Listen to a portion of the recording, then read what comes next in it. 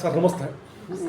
ಇದೇನಾಗುತ್ತೆ ಅಂತಂದರೆ ಸಹಕಾರಿ ಸಂಘ ಇದೆಯಲ್ಲ, ಇದನ್ನು ಬೆಳೆಸೋದಷ್ಟು ಸುಲಭದ ವಿಚಾರ ಅಲ್ಲ. ಅದರಲ್ಲಿ ನಮ್ಮ ಬಯಲು ಪ್ರದೇಶದಲ್ಲಿ, ನೀವು ಕರಾವಳಿ ಮತ್ತು ನಮ್ಮ ಮಲೆನಾಡು ಪ್ರದೇಶಕ್ಕೆ ಬಂದರೆ ಸಮಸ್ಯೆ ಇಲ್ಲ, ಯಾಕೆಂದರೆ ಅಲ್ಲಿ ಜನ ಕೂಡ ಹಾಗೆ ಸ್ಪಂದಿಸ್ತಾರೆ ತಕ್ಷಣ. ಇನ್ನೊಂದೇನೆಂದರೆ ನಮ್ಮದು ಅನ್ನೋ ಭಾವನೆ ಇದೆ ಅಲ್ಲಿ.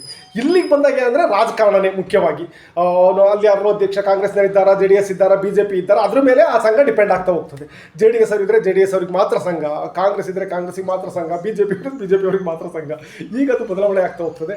ಜೊತೆಗೆ ಇನ್ನೊಂದೇನಾಗ್ತದೆ ಅಂದರೆ ನೀವು ಕೂಡ ಅದೇ ಒತ್ತಡದಲ್ಲಿ ಕೆಲಸ ಮಾಡಬೇಕಾಗುತ್ತೆ. ಜೆ ಡಿ ಎಸ್ ಅಧ್ಯಕ್ಷರು ಅಂತ ಅಂದರೆ ಬೇರೆಯವರೆಲ್ಲರೂ ನಿಮ್ಮನ್ನು ಜೆ ಡಿ ಎಸ್ ಅಂತಲೇ ಗುರುತಿಸ್ತಾರೆ, ಕಾಂಗ್ರೆಸ್ ಅಧ್ಯಕ್ಷ ಇದ್ದರೆ ಕಾಂಗ್ರೆಸ್ ಅಂತಲೇ ಗುರುತಿಸ್ತಾರೆ, ಬಿ ಜೆ ಪಿ ಇದ್ದರೆ ಬಿ ಜೆ ಪಿ ಅಧ್ಯಕ್ಷರು ಅಂತ ಗುರುತಿಸ್ತಾರೆ. ಇದೇನು ಮಾಡೋದು, ನಮ್ಮ ಕೋಆಪರೇಟಿವ್ ಸಿಸ್ಟಮೇ ನಮ್ಮ ಬಯಲು ಪ್ರದೇಶದಲ್ಲಿ ಆ ಥರ ಇದೆ. ಸೊ ಹೇಗೆ ಸರ್, ಹೇಗೆ ಅದನ್ನೆಲ್ಲ ನಿಭಾಯಿಸ್ಕೊಂಡು ಹೋಗ್ತೀರಾ? ತುಂಬ ನಿಜವಾಗ್ಲೂ ಕಷ್ಟದ ವಿಚಾರ ಸರ್. ಹೇಳಿ ಸರ್, ಹೇಗೆ ನಿಭಾಯಿಸ್ತೀರಾ, ಹೇಗೆ ನಿಭಾಯಿಸ್ಕೊಂಡು ಹೋಗ್ತಾರೆ? ರಾಜಕಾರಣವನ್ನು ಮೀರಿ ಹೇಗೆ ಕೆಲಸ ಮಾಡಿ ಸೊಸೈಟಿಯಲ್ಲಿ ಬೆಳೆಸಿದ್ದೀರಾ? ಏನಿಲ್ಲ, ನಾವು ಇಲ್ಲಿ ಲೋಕಲ್ ಆಗಿದ್ದೀವಿ, ಎಲ್ಲರ ಜೊತೆಲೂ ಹೊಂದಾಣಿಕೆ ಮಾಡ್ಕೊಂಡಿದ್ದೀವಿ. ಬಿಜೆಪಿ ಇರ್ಬೋದು, ಈಗ ಇವರು ಜೆ ಡಿ ಎಸ್ ಅವ್ರು ಬಂದಾಗ ಅವರಂತೆ ಮಾತಾಡ್ಕೊಂಡು ಅವ್ರನ್ನೂ ನಮ್ಮ ಇದಕ್ಕೆ ತಗೊಂಡು, ಬಿ ಜೆ ಪಿನ ಬರ್ತಾನೆ ಅವರು ನಮ್ಮನ್ನು ಒಂದು ಕಷ್ಟ ಇದನ್ನು ತಗೊಂಡು ಕಂಟ್ರೋಲಿಗೆ ತಗೊಂಡು, ಈಗ ಕಾಂಗ್ರೆಸ್ನ ಬಂದು ಅವ್ರನ್ನೂ ಕಂಟ್ರೋಲ್ ತಗೊಂಡು ಸರ್ವಿಸನ್ನು ಯಾರಿಗೂ ತಾರತಮ್ಯ ಮಾಡಿದ ರೀತಿಯಲ್ಲಿ. ಈಗ ನಾವು ಒಂದು ಬೆಳೆ ಸಾಲ ಕೊಡ್ತೀವಿ, ಇವರು ಬಿ ಜೆ ಪಿ ಇರುವಂಥ ಕಡೆಗಣಿಸೋದೇ ಆಗಲಿ, ಇವರು ಜೆ ಡಿ ಎಸ್ ಅಂತ ಅವ್ರನ್ನ ಜಾಸ್ತಿ ಒತ್ತು ಕೊಟ್ಟು ಕೆಲಸ ಮಾಡೋದ್ರಲ್ಲಿ ಆ ಥರ ನಾವು ಯಾವುದನ್ನು ಇಟ್ಕೊಂಡಿಲ್ಲ. ಎಲ್ಲರೂ ಸಮಾನ ದೃಷ್ಟಿಯಿಂದ ಕೆಲಸ ಮಾಡ್ಕೊಂಡು ಹೋಗ್ತೀವಿ.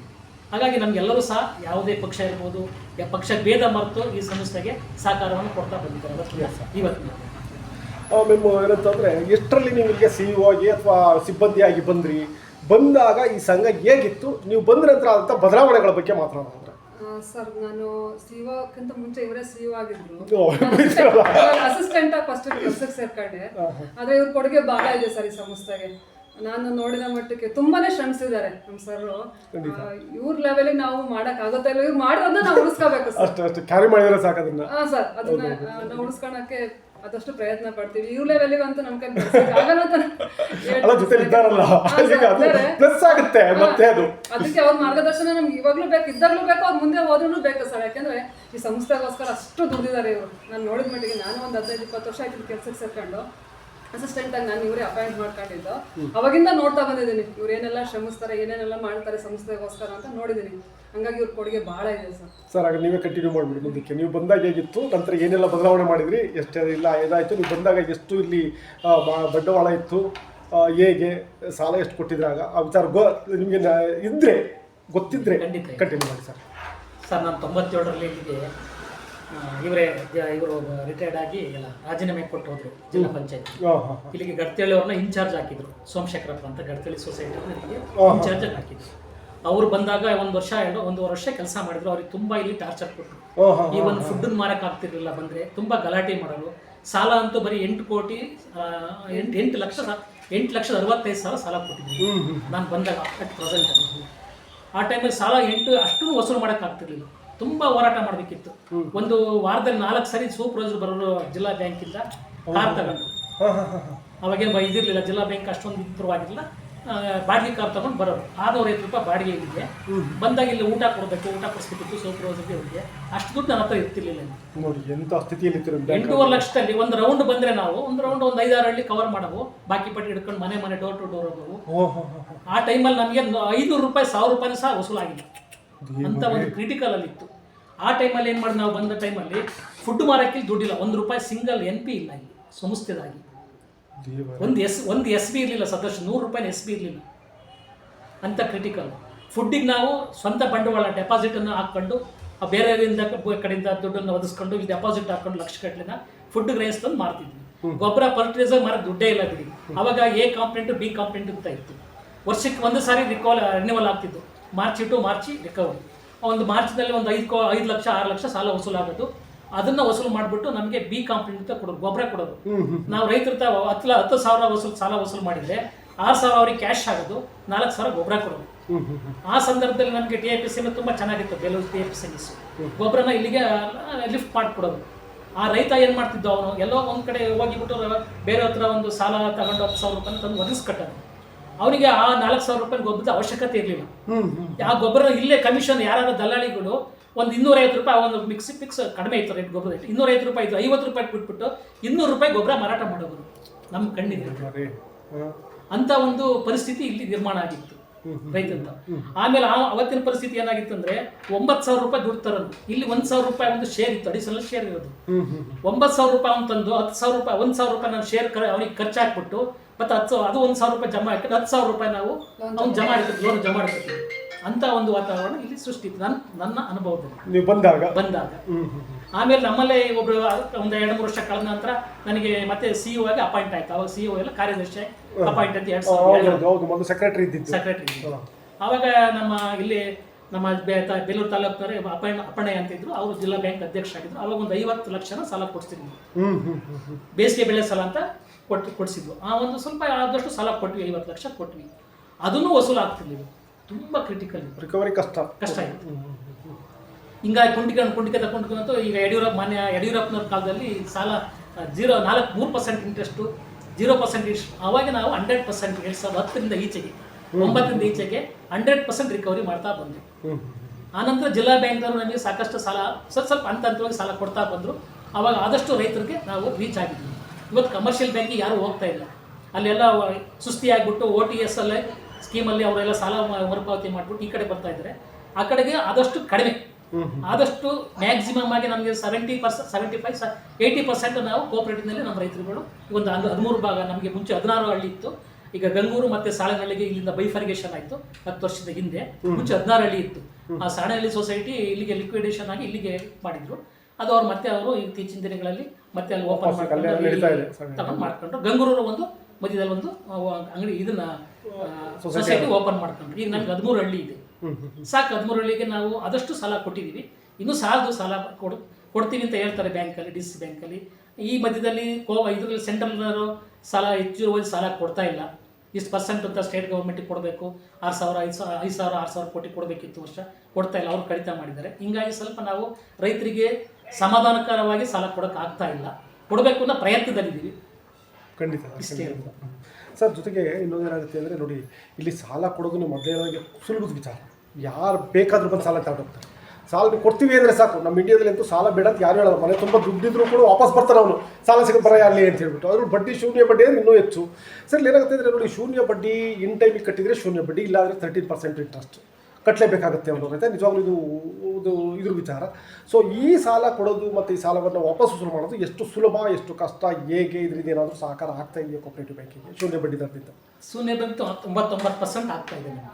ಈಗ ಏನು ಮಾಡ್ತೀವಿ, ಈಗ ರೈತರು ಇರ್ತಕ್ಕಂಥ ರೈತರು ಅಲ್ಲಿ ಇಲ್ಲಿ ಎಲ್ಲ ಒದಗಿಸ್ಕೊಬಂದು ನಾವೊಂದು ವಾರದಲ್ಲಿ ಅವರಿಗೆ ಸಾಲವನ್ನು ಮರುಪಾವತಿ ಮಾಡಿಕೊಂಡು ಒಂದು ವಾರದಲ್ಲಿ ಅವರಿಗೆ ಅವ್ರ ಅಕೌಂಟಿಗೆ ನಾವು ಈಗೆಲ್ಲ ಇದರಲ್ಲಿ ಹಾಕ್ಕೊಡ್ತೀವಿ.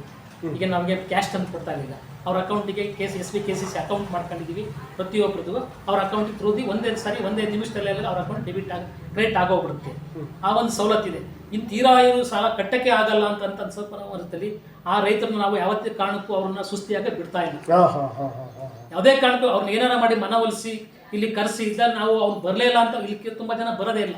ಅವ್ರ ಮನೆ ಬಾಗಿಲು ಡೋರ್ ಟು ಡೋರ್ ಹೋಗ್ತೀವಿ, ನಮ್ಮ ಸಿಬ್ಬಂದಿಗಳಿದ್ದಾರೆ, door to door notice issue ಮಾಡ್ತೀವಿ. ಇವತ್ತು ನಾವು ಯಾರು ನೋಟಿಸ್ ಇಶ್ಯೂ ಮಾಡಂಗಿಲ್ಲ, ತಿಳುವಳಿಕೆ ನೋಟಿಸ್ ಅಂತ ಒಂದು ಕೊಟ್ಬಿಟ್ಟು ನಮಗೂ ತೊಂದರೆ ಆಗಬಾರ್ದು ಆ ನೋಟಿಸಿಂದ. ಆ ರೀತಿ ಅವ್ರ ಮನವರಿಕೆ ಮಾಡಿಬಿಟ್ಟು ಅವ್ರನ್ನ ಏನಾರ ಮಾಡಿಲಿಕ್ಕೆ ನಮ್ಮ ಕಂಟ್ರೋಲಿ ತಗೊಳ್ತಾ ಇದ್ದೀವಿ. ಆದಷ್ಟು ಮ್ಯಾಕ್ಸಿಮಮ್ ಸಾಲ ವಸೂಲು ಮಾಡ್ತಾ ಇದ್ದೀವಿ. ಆಗಲಿಲ್ಲ ಅಂದರೆ ನಾವೇನೋ ಸ್ವಲ್ಪ ಹೆಲ್ಪ್ ಮಾಡಿ ಅವನಿಗೆ 1% ಏನಾದ್ರು ಇಂಟ್ರೆಸ್ಟ್ ತಗೊಂಡು ಅವನ್ನ ಏನಾದ್ರು ಮಾಡಿ ಸಾಲ ರಿಕವರಿ ಮಾಡಿ ಬ್ಯಾಂಕಿಗೆ 100% ರಿಕವರಿ ತೋರಿಸ್ತಾರೆ. ನಿಜವಾಗ್ಲೂ ಇದೊಂದು ಬೇಕಾಗಿರ್ತಕ್ಕಂಥದ್ದು ಇದು ಸರ್. ಅಂದರೆ ಇನ್ನೂ ಕೆಲವು ಕಡೆ ಒಂದು ಸಮಸ್ಯೆ ಇದೆ. ಇದೇನಾಗ್ತದೆ ಅಂತ ಆ್ಯಕ್ಚುಲಿ ಅದು ಒಳ್ಳೆಯದು ಅಂತ ಕೆಲವು ಚರ್ಚೆ ಮಾಡಿದರೆ ಮತ್ತೆ ತಜ್ಞರ ಪ್ರಕಾರ ಕೆಟ್ಟದ್ದು ಅಂತ ಹೇಳ್ತಾರೆ. ಏನಂದರೆ ಈಗ ಆಲ್ರೆಡಿ ಅವ್ನಿಗೆ 10,000 ಸಾಲ ಕೊಟ್ಟಿದ್ದೀರಾ, 10,000 ಕಟ್ಟಲಿಕ್ಕಾಗಿಲ್ಲ, ಇದಾಗ್ತಾ ಇದೆ, ಸುಸ್ತಾರ ಆಗ್ತಿದ್ದಾನೆ. ಆದರೆ ಮತ್ತೆ ಪುನಃ ಅವ್ರಿಗೆ ಏನು ಮಾಡ್ತಾ ಇದ್ದಾರೆ, ಬ್ಯಾಂಕು ಬೇರೆ ಯಾವುದೋ ಸಾಲ ಅಂತೇಳಿ ಅವರಿಗೆ ಒಂದು 12,000 13,000 ಬಡ್ಡಿ ಎಲ್ಲ ಸೇರಿಸ್ಬಿಟ್ಟು ಕೊಡ್ತಕ್ಕಂಥದ್ದು. ಅದು ಒಂದು 12,000 ಕೊಟ್ಟು ನಾವು 10,000 ಇಲ್ಲಿ ಕಟ್ಟು 2,000 ಇಟ್ಕೊಂಡು ಹೋಗುವಂತ ಕಳಿಸ್ತಕ್ಕಂಥದ್ದು. ಇದು ಆ್ಯಕ್ಚುಲಿ ತಜ್ಞರ ಪ್ರಕಾರ ಇದು ಕೆಟ್ಟ ಸಾಲ ಅಂತ ಕರಿತೀವಿ ನಾವು, ಕೆಟ್ಟ ಸಾಲ. ಯಾ ಕಾರಣ ಏನಂತಂದ್ರೆ 10,000 ಕಟ್ಟಕ್ಕಾಗದೇ ಇರೋನು 13,000 ಕಟ್ತಾನೆ, 13,000 ಕಟ್ತಾ ಇರೋ 25,000 ಕಟ್ತಾನೆ, ಸಾಧ್ಯ ಇಲ್ಲ. ಅಂಥ ವ್ಯಕ್ತಿಯಿಂದ ಆದಷ್ಟು ಅವನ ಕೈಯಿಂದನೇ ಹಣ ಕಟ್ಸ್ತಕ್ಕಂಥದ್ದು. ನೀನು ಎಲ್ಲರೂ ಎಲ್ಲಿ ಹೊರಗಡೆ ತಾಂಬ ಕಟ್ಟು, ನಂತರ ಬೆಳಗಿನ ಸಾಲ ಕೊಡ್ತೀನಿ. ಇದು ಆ್ಯಕ್ಚುಲಿ ಬ್ಯಾಂಕಲ್ಲಿ ಉತ್ತಮವಾದಂಥ ಒಂದು ರೀತಿ ಅಂತ ಹೇಳ್ತಾರೆ ಸರ್. ನಂತರ ಜೊತೆಗೆ ಇನ್ನೊಂದೇನೆಂದರೆ ನೋಡಿ, ಸರ್ಕಾರ ಏನು ಮಾಡುತ್ತೆ ಅಂದರೆ, ನಿಮ್ಮಲ್ಲಿ ಒಬ್ಬ ಸಿಬ್ಬಂದಿ ನೇಮಿಸ್ಕೋಬೇಕಾ, ಇಲಾಖೆ ಅನುಮತಿ ಬೇಕು. ಇಲಾಖೆ ಅನುಮತಿ ಇಲ್ಲದೆ ನೀವು ಸಿಬ್ಬಂದಿ ಏನು ತಗೊಳ್ಳೋವಾಗಿಲ್ಲ. ಬಿಲ್ಡಿಂಗ್ ಕಟ್ಟಬೇಕಾ, ಇಲಾಖೆ ಅನುಮತಿ ಬೇಕು. ಬೇರೆ ಇನ್ನೊಂದೇನಾದ್ರು ಮಾಡಬೇಕಾ, ಇಲಾಖೆ ಅನುಮತಿ ಬೇಕು. ಆದರೆ ಅವರೇ ಅನುಮತಿ ಕೊಟ್ಟು ನೇಮಿಸ್ಕೊಂಡಂಥ ಸಿಬ್ಬಂದಿಯನ್ನು ನಮ್ಮ ಸಿಬ್ಬಂದಿ ಅಂತ ಹೇಳಲ್ಲ. ನೀವು ಅವ್ರ ಸಿಬ್ಬಂದಿ ಅಲ್ಲ, ನೀವು ಸೊಸೈಟಿ ಸಿಬ್ಬಂದಿ. ಸೊಸೈಟಿ ಲಾಭದಲ್ಲಿದೆಯಾ ಸಂಬಳ ತಗ, ನಷ್ಟದಲ್ಲಿದೆಯಾ ಪುಕ್ಷಟಿ ಕೆಲಸ ಮಾಡಿ, ನನಗೆ ಅದಕ್ಕೂ ಸಂಬಂಧ ಇಲ್ಲ, ನಾನು ಅವನಲ್ವೇ ಅಲ್ಲ, ನೀನು ನಮ್ಮ ಸರ್ಕಾರದವನು ಅಲ್ವೇ ಅಲ್ಲ ಅಂತ ಹೇಳುತ್ತೆ. ಇದು ನಿಜವಾಗ್ಲೂ ಕೆಲವು ಸೊಸೈಟಿಗಳಿಗೆ ಅಗತ್ಯ ಇಲ್ಲ. ನಾನು ಮಾಡಿದ್ದೇನೆ, ನಾವು ಆಗಲೇ ಗೋಣಿಕೊಪ್ಪದ ಬಗ್ಗೆ ಮಾಡ್ತಿದ್ದೆ ಸರ್ ಹತ್ರ. ಗೋಣಿಕೊಪ್ಪದಲ್ಲಿ 6th ಪೇ ಕಮಿಷನ್ ಸರ್ಕಾರ ಇದೆ, ಅದೇ ಪೇ ಕೊಡ್ತಾ ಇದ್ದಾರೆ ಅವ್ರಿಗೆ. ನೆಕ್ಸ್ಟ್ 7th ಪೇ ಕಮಿಷನ್ ಆಗಿದೆ ಅವ್ರದ್ದೀಗ. ಮೊನ್ನೆ ನಾನು ಓದಿಸ್ ಹೇಳಿದೆ ಸರ್, ಇವತ್ತು ಮಾಡಿದ್ದೇವೆ ಸರ್ 7th ಪೇ ಕಮಿಷನ್ ಅಂತ ಅಧ್ಯಕ್ಷ ಹೇಳಿದ್ರು ಅವ್ರದ್ದು. ಮತ್ತು ಇನ್ನೊಂದು ಅಲ್ಲೇ ನಾನು ಇನ್ನೊಂದು ಮಾಡಿದೆ, ಕೂಟೂರು ಕೋಆಪರೇಟಿವ್ ಬ್ಯಾಂಕ್ ಅಂತ. Starting salary 45,000. ಸ್ಟಾರ್ಟಿಂಗ್ ಒಬ್ಬ CEO ಅಪಾಯಿಂಟ್ ಆಯಿತು ಅಂತ 45,000 ಸ್ಯಾಲ್ರಿ ಕೊಡ್ತಾರೆ. ನೀವು ಅದೇ ಬಂದು ಕೂಡಮಂಗ್ಳೂರು ಅಂತ ವಿಡಿಯೋ ಕೂಡ ತೋರಿಸ್ತೇನೆ, ನಾನು ಇವ್ರಿಗೆ ತೋರಿಸ್ತೇನೆ ಅದನ್ನು. ಅಲ್ಲಿ ಒಬ್ಬ ಸಾಮಾನ್ಯ ಸಿಬ್ಬಂದಿಗೆ 45,000 ಸಂಬಳ. ಸಾಮಾನ್ಯ ಒಬ್ಬ ಅಟೆಂಡರ್ ಬಂದರೂ ಕೂಡ ಅವನಿಗೆ 45ರಿಂದ ಸ್ಟಾರ್ಟ್ ಆಗ್ತದೆ ಸ್ಯಾಲ್ರಿ. ಹಾಗೆಲ್ಲ ಇರ್ತದೆ. ಆದರೆ ಈ ಕಡೆ ಬಂದಾಗ ನಮ್ಮ ಬಯಲು ಪ್ರದೇಶಕ್ಕೆ ಬಂದರೆ 5,000ದಿಂದ ಆರಂಭ ಆಗುತ್ತೆ. ನನಗೆ ತಿಳಿದಾಗ 5,000, 6,000, 10,000, 15,000 ಡಿಪೆಂಡ್ ಆಗ್ತಾ ಹೋಗ್ತಾ ಸೊಸೈಟಿ ಮೇಲೆ ಡಿಪೆಂಡ್ ಆಗ್ತಾ ಹೋಗ್ತದೆ. ಇದಕ್ಕೆ ಪರಿಹಾರವಾಗಿ ನೀವು ಹೋರಾಟ ಇರ್ಬೋದು, ಅಥವಾ ಇಲ್ಲ ನಮ್ಮನ್ನು ಪರಿಗಣಿಸಿ ಅಂತೇಳಿ ಯಾವಾಗಲೂ ಕೇಳೋದಾಗಿರ್ಬೋದು. ಅಥವಾ ನೋಡಿ, ಈಗ ಜಿಲ್ಲಾ ಪಂಚಾಯತ್ ಮೆಂಬರ್ ಇದ್ದಾರೆ, ಮುಂದೊಂದು ದಿವಸ MLA ಆಗ್ಬೋದು, ಮಿನಿಸ್ಟರ್ ಆಗ್ಬೋದು, ಏನು ಬೇಕಾದ್ರೂ ಆಗ್ಬೋದು. ಇಲ್ಲಿ ಹೋಗಿರೋದು ಮಾತ್ರ ಇದೇ ಸೆಕ್ಟರಿಂದ. ಈ ಸೆಕ್ಟ್ರಲ್ಲಿ ಗೊತ್ತಿರುತ್ತೆ ಏನು ನಡೀತಾ ಇದೆ ಅಂತ. ಇವ್ರು ಯಾರು ಕೂಡ ಆ ವಿಚಾರವನ್ನು ತಲೆ ಕೆಡಿಸ್ಕೊಳ್ಳೋದಿಲ್ಲ. ಇಲ್ಲಿರೋವರಿಗೆ ಮಾತ್ರ ಕೋಆಪರೇಟಿವ್, ಅಲ್ಲಿ ಹೋದ ತಕ್ಷಣ ರಾಜಕಾರಣಿ ಕೋಆಪರೇಟಿವ್ ನಿಮಗೆ ಸಂಬಂಧ ಇಲ್ಲ ಅನ್ನೋದು ಬಿಡ್ತಾರೆ. ಸೊ ಈ ವಿಚಾರವಾಗಿ ಏನಾದರೂ ಯೋಚನೆಯನ್ನು ಮಾಡಿದ್ದೀರಾ ನೀವು ಸಿಬ್ಬಂದಿಗಳು, ಅಥವಾ ನಿಮ್ಮ ಯೂನಿಯನ್ ಬಗ್ಗೆ, ಯೂನಿಯನ್ ವಿಚಾರವಾಗಿ ಮಾತಾಡೋದಾದರೆ? ಆ ಥರ ಏನಿಲ್ಲ. ನಮಗೆ ಎಲ್ಲ ಥರದ್ದು ಸಹಕಾರ ಸಿಗ್ತಾ ಇದೆ. ಯೂನಿಯನ್ನಲ್ಲೂ ಸಹಕಾರ ಸಿಗ್ತಾ ಇದೆ, ಜಿಲ್ಲಾ ಬ್ಯಾಂಕಿಂದ ಸಹಕಾರ ಸಿಗ್ತಾ ಇದೆ. ಎಲ್ಲ ಅದು ಸಾಕಷ್ಟು ಸಿಗುತ್ತೆ ಸರ್. ನಾನು ಹೇಳಿದ್ದು ನಿಮ್ಮ ವೇತನದ ಬಗ್ಗೆ ಇದು ಮಾಡಲಿಕ್ಕೆ, ಹೋರಾಟಗಳು ಸಿಬ್ಬಂದಿಯಾಗಿ ಮಾತಾಡಿ, ಬೇಡ ಸಹಕಾರ ಬೇಡ. ಒಂದು ಯೂನಿಯನ್ ಮಾಡ್ಕೊಂಡಿದ್ವಿ ನಾವು ಸಹ. ಹೌದು, ಬೇಲೂರು ತಾಲೂಕು. ಹೌದೌದು. ಆ ಯೂನಿಯನ್ನರು ಆದಷ್ಟು ಒಂದು ಒಳ್ಳೆಯ ಕೆಲಸ ಮಾಡ್ತಿದ್ದಾರೆ. ಇದನ್ನ ಒಂದು ಸಂಬಳ ಸರ್ಕಾರ ಲೆವೆಲ್ಗೆ ಹೋಗಿ ನಮ್ಮ ಒಂದು ಇದನ್ನ ಕೂಗನ್ನು ಮುಟ್ಟಿಸಿ ಒಂದು ಒಳ್ಳೆಯದನ್ನು ಮುಂದೆ ಏನು ಗೌರ್ಮೆಂಟ್ ಅಫಿಷಿಯಲ್ ಥರನೇ ಟ್ರೀಟ್ ಮಾಡಬೇಕು ನಮ್ಮನ್ನು ಏನೋ ಒಂದು ಹೋರಾಟವನ್ನು ಮಾಡ್ತಾ ಇದ್ದಾರೆ. ಬಟ್ ನಮ್ಮಲ್ಲಿ ಆದಷ್ಟು ಕಡಿಮೆ. ಈಗ ಅದಕ್ಕೊಂದು ಬೆಂಬಲ ಸಿಗ್ತಾ ಇಲ್ಲ. ಖಂಡಿತ ಸಿಗ್ತಾ ಇಲ್ಲ ಸರ್, ನಾನೇ ಹೇಳ್ತೀನಿ ಸಿಗ್ತಾ ಇಲ್ಲ. ಯಾಕೆಂದ್ರೆ ನೀವು ಬೇಲೂರವರು ಇಲ್ಲೆಲ್ಲ ಈ ಕಡೆಯವರು ಯಾರೋ ಹೋರಾಟ ಮಾಡ್ತಾ ಇರ್ಬೋದು, ಕರ್ನಾಟಕದ ಯಾವ ಕೋಆಪರೇಟಿವ್ ಸೊಸೈಟಿ ಅವರು ಬರ್ತಾ ಇಲ್ಲ. ಕರಾವಳಿಯವ್ರಿಗೆ ಕೇಳಿ, ಅಗತ್ಯ ಇಲ್ಲ ಸರ್, ಅದಕ್ಕೆ ಯಾಕೆ ಟೈಮ್ ವೇಸ್ಟು ಅಂತಾರೆ. ನಾನು ಮೊನ್ನೆ ಇದೇ ಪ್ರಶ್ನೆ ಅಲ್ಲಿ ಕೇಳಿದಾಗ ನಮಗೇನು ಅಗತ್ಯ ಇಲ್ಲ ಸರ್, ನಮಗೆ ಕೊಡ್ತಾ ಇರೋ ಸ್ಯಾಲ್ರಿ ಜಾಸ್ತಿ ಆಗಿದೆ, ಇದಕ್ಕಿಂತ ಸ್ಯಾಲ್ರಿ ಇನ್ನೆಷ್ಟು ಕೊಡ್ತಾರೆ. ಅಟೆಂಡೆಂಟ್ 45,000 ಕೊಡ್ತಾರೆ ಸರ್, ಇದಕ್ಕಿಂತ ಇನ್ನೇನು ಸ್ಯಾಲ್ರಿ ಬೇಕು ಬದುಕಕ್ಕೆ ಅಂತ ಹೇಳ್ತಾರೆ. ನಿಜವಾಗ್ಲೂ ಸರ್ಕಾರ ಪರಿಗಣಿಸಬೇಕು. ಸಮಾನ ವೇತನವನ್ನು ಕೊಟ್ಟು ನೀವು ಕೆಲಸ, ಇಡೀ ಯಾವುದೇ ಸರ್ಕಾರಿ ಸಿಬ್ಬಂದಿ ಕೆಲಸ ಮಾಡಲ್ಲ. ನನಗೆ ತಿಳಿದಾಗೆ ಯಾವುದೇ ಸರ್ಕಾರಿ ಸಿಬ್ಬಂದಿ ನಿಮ್ಮ ಕೋಆಪರೇಟಿವ್ ಸೆಕ್ಟರಲ್ಲಿ ಕೆಲಸ ಮಾಡುವಷ್ಟು ಇಲ್ಲೋ. ಅದು ಸೊಸೈಟಿಯಲ್ಲಿ ಕೋಆಪರೇಟಿವ್ ಇಲಾಖೆ ಒಳಗಡೆ ಹೋದ್ರೆ ಬಿಡಿ, ಅವ್ರಿಗೆ ದೊಡ್ಡ ಕಾಲರಾಗಿದ್ದಾರೆ, ವಿಚಾರ ಬೇರೆ, ಎಲ್ಲೂ ಮಾಡುವಂತಿಲ್ಲ ಸರ್. ಅದು ಯಾವಾಗ ನಮ್ಮ ಸಹಕಾರ ಮಂತ್ರಿಗಳು ಪರಿಗಣಿಸ್ತಾರೋ ಗೊತ್ತಿಲ್ಲ ಅದನ್ನು ಸರ್. ನಂತರ ಜೊತೆಗೆ ಮತ್ತಿನ್ನೊಂದು ಏನಂದರೆ, ಇಲ್ಲಿ ನೋಡಿ, ನಾನು ಆಗಲೇ ಅವ್ರಿಗೊಂದು ಪ್ರಶ್ನೆಯನ್ನು ಕೇಳಿದೆ ಅಧ್ಯಕ್ಷರಿಗೆ. ಏನಂತಂದರೆ, ಇಂಪ್ಲಿಯನ್ಸ್ ರಾಜಕಾರಣ ತುಂಬ ಇದು ಒಂದು ಸಹಕಾರಿ ಸಂಘದ ಬೆಳವಣಿಗೆಗೆ ಒತ್ತ ಕೊಡ್ತಕ್ಕಂಥದ್ದೇ ರಾಜಕಾರಣ. ನಮಗೆ ತಿಳಿದಾಗೆ ಇಲ್ಲೇನಾಗುತ್ತೆ, ಯಾರಾದರೂ ಇನ್ಫ್ಲೂಯೆನ್ಸ್ ಮಾಡೇ ಮಾಡ್ತಾರೆ. ಹೇಳ್ಬೋದು, ಅವರು ಆಡಳಿತ ಮಂಡಳಿಯವರು ಹೇಳ್ಬೋದು, ನೀವು ಹೇಳ್ಬೋದು ಸರ್ ನಾನು ಮಾಡಲ್ಲ ಅಂತ. ನನಗೆ ಗೊತ್ತು 100% ಸುಳ್ಳು. ನೀವು ಸುಳ್ಳು ಹೇಳ್ತಿರ್ತೀರ ಆ ವಿಚಾರದಲ್ಲಿ. ಯಾಕೆ ಅಧ್ಯಕ್ಷ ಇರ್ತಾರೆ, ಡೈರೆಕ್ಟರ್ ಇರ್ತಾರೆ, ಅವ್ರಿಗೆ ನೀವು ಹೇಳಲಿಕ್ಕಾಗಲ್ಲ ಅಂತಲೇ ಹೇಳೋದು. ಇವತ್ತು ವೀಡಿಯೋ ನೋಡ್ತಾರಪ್ಪ ಅಥವಾ ಪತ್ರಿಕೆ ಓದ್ತಾರೆ ಅಂತ. ಸತ್ಯ ಏನಂದರೆ ಇನ್ಫ್ಲೂಯೆನ್ಸ್ ಮಾಡೇ ಮಾಡ್ತಾರೆ. ನಮ್ಮ ಬಯಲು ಪ್ರದೇಶದಲ್ಲಿ ವಿತೌಟ್ ಇನ್ಫ್ಲೂಯೆನ್ಸ್ ₹1 ಸಾಲ ಹೋಗಲ್ಲ ಅಂತ ಗೊತ್ತು. ಇಲ್ಲಿ ಇನ್ಫ್ಲೂಯೆನ್ಸ್ ಮಾಡಿದಾಗ ಯಾಕೆ ನಿಮ್ಮ ಫೈನಲ್ ಅವ್ರು ಒಪ್ಪಿಗೆಬೇಕಾಗತ್ತೆ, ಅವ್ರು ನೀವು ಒಪ್ಪಿಕೊಂಡು ಸಾಲವನ್ನು ಕೊಡಬೇಕಾಗತ್ತೆ. ಇಲ್ಲಿ ನಾನು ಹೇಳೋದು, ಸಾಲ ಕೊಟ್ಟು ಸಮಸ್ಯೆ ಇಲ್ಲ. ನೀವು ಬೈಲ ನೋಡ್ತೀರಾ, ನನಗೆ ತಿಳಿದಾಗೆ ಬೈಲ ನೋಡಿ, ಬೈಲ ಏನು ಹೇಳುತ್ತೋ ಆ ಪ್ರಕಾರನೇ ಸಾಲವನ್ನು ಕೊಡ್ತೀರಾ. ಆದರೆ ಅವ್ರಿಗೆ ಬೈಲ ಬೇಕಾಗಿಲ್ಲ. ನಾನು ಹೇಳ್ತೀನಿ ಕೊಡಪ್ಪ ಅಂದರೆ ಮುಗಿದೋಯ್ತು, ನೀವು ಒಂದು ಕೊಟ್ಟು ಕಳಿಸ್ಬೇಕಾಗ್ತದೆ ಸೈನ್ ಹಾಕಿ. ಕೊಟ್ಟ ನಂತರ ಅವ್ರ ಸಾಲ ವಸೂಲಾತಿ ಹೇಗಿರುತ್ತೆ, ಅವರೇನು ಕರೆಕ್ಟಾಗಿ ಇನ್ಫ್ಲೂಯೆನ್ಸ್ ಮಾಡ್ಕೊಂಡು ತಗೊಂಡೋದ್ರು, ಕರೆಕ್ಟ್ ಟೈಮಿಗೆ ತಂದು ಕಟ್ಟಿರೋ ಸಮಸ್ಯೆ ಅಲ್ಲ. ಅದು ನಿಮಗೆ ಪ್ರಾಬ್ಲಮ್ ಅಲ್ಲ. ಆಯ್ತಪ್ಪ ನಾನು ಕೊಟ್ಟಿದ್ದೀನಿ, ಅವ್ರು ತಂದು ಕಟ್ತಾ ಇದ್ದಾನೆ ಸರ್, ಕಟ್ಟಿದ್ದಾನೆ ನೋಡಿ ಅನ್ಬೋದು. ಸೊ ಅಂಥವರ ಸಾಲ ವಸೂಲಾತಿ ಹೇಗೆ? ಸಾಲ ಅಂತೂ ಸ್ವಲ್ಪ ಟಫೇ ಇರುತ್ತೆ ಖಂಡಿತವಾಗಿ. ಆಮೇಲೆ ಅವ್ರದ್ದು ಸ್ಕೇಲ್ ಆಫ್ ಫೈನಾನ್ಸೇ ನೋಡೋಕೆ ಹೋಗಲ್ಲ. ಇವ್ರಿಷ್ಟು ಸಾಲ ಡಿಮ್ಯಾಂಡ್ ಇದೆ, ಅವ್ರಿಗೇನೋ ತೊಂದರೆ ಇದೆ, ಟ್ಯಾಕ್ಟರ್ ತಗೋಬೇಕಂತೆ, ಅವ್ರದ್ದೇನೋ ಮದುವೆ ಕಾರ್ಯ ಇದೆ, ಅವ್ರಿಗಿಷ್ಟು ಸಾಲ ಕೊಡ್ರಪ್ಪ ಅಂತೇಳಿ ರೆಕಮೆಂಡ್ ಮಾಡ್ತಾರೆ. ಹೌದು. ಬಟ್ ಅವ್ನು ಬಂದಿಲ್ಲಿ ನಾವು ಅವನ RTC ಎಲ್ಲ ನೋಡಿದಾಗ, ಅವ್ನ ಜಾತಕ ಎಲ್ಲ ನೋಡಿದಾಗ ಅಷ್ಟು ಅವರಿಗೆ ವ್ಯಾಲ್ಯೂಯೇಷನ್ ಇರಲ್ಲ. ಹೌದು, ಅದು ನಿಮಗೆ ಮಾತ್ರ ಇರಲ್ಲ. ಅವ್ನ ಪಾಣಿ ಮೇಲೆ ಅವ್ನಿಗೆ ಸಾಲ ಕೊಡೋ ಅರ್ಹತೆನೇ ಇರಲ್ಲ. ಹೌದು ಹೌದು. ನೋಡಿ, ಬಿಟ್ಟು ಜನರಲ್ ಆಗಿ ಇವ್ರೇನೋ ಅವ್ರು ಬಂದು ಕೇಳ್ತಾರೆ, ಇವರು ರಾಜಕಾರಣ ಎಲ್ಲದರಲ್ಲಿ ಇರ್ತಾರೆ, ಇವ್ರಿಗೇನೋ ಅವ್ರದ್ದು ಮಾತು ನಡಿಬೇಕಿಲ್ಲಿ, ಅವ್ರಿಗೆ ಒಳ್ಳೇದಾಗಬೇಕು. ಹೌದು. ಅವರು ಇದನ್ನು ಕೊಡಪ್ಪ, ಇಂಥದ್ದು ಬಂದಿದ್ದಾನೆ ಪಾಣಿ ತಗೊಂಡು ಅವ್ನಿಗೆ ಸಾಲ ಇಷ್ಟು ಕೊಡಪ್ಪ ಅಂತ ಒಂದು ರೆಕಮೆಂಡ್ ಮಾಡಿ ಹೋಗ್ತಾರೆ. ನಾವು ಅದನ್ನೆಲ್ಲ ಪರಿಶೀಲನೆ, ಕೂಲಂಕಷವಾಗಿ ಅವನ ಬಗ್ಗೆ ಪರಿಶೀಲನೆ ಮಾಡಲೇಬೇಕಾಗುತ್ತೆ, ಸ್ಟಡಿ ಮಾಡಲೇಬೇಕಾಗುತ್ತೆ. ಮೇಲಾಗಿ ಅವನು ರಿಕವರಿ ಮಾಡೋದು ಅವನ ಹತ್ರ ಕಷ್ಟ ಇದೆ. ಹಿಂದೆ ನೋಡಿದ್ವಿ, 10,000 ಕೊಟ್ಟು ಅವನ ಏನು ಅವನ ನಡವಳಿಕೆ ಏನು ಅಂತ ನಮಗೆ ಚೆನ್ನಾಗಿ ಅರ್ಥ ಆಗುತ್ತೆ.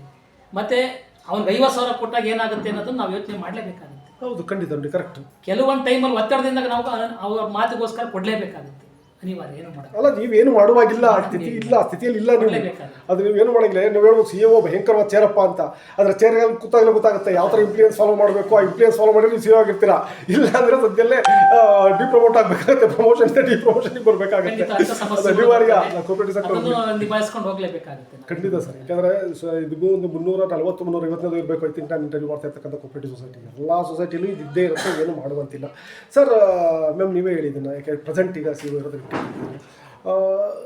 ಹೈನುಗಾರಿಕಾ ಸಾಲ ನಮ್ಮ ಬಯಲು ಪ್ರದೇಶದಲ್ಲಿ ಅತಿ ಹೆಚ್ಚು ರನ್ ಆಗ್ತಿರ್ತಕ್ಕಂಥದ್ದು.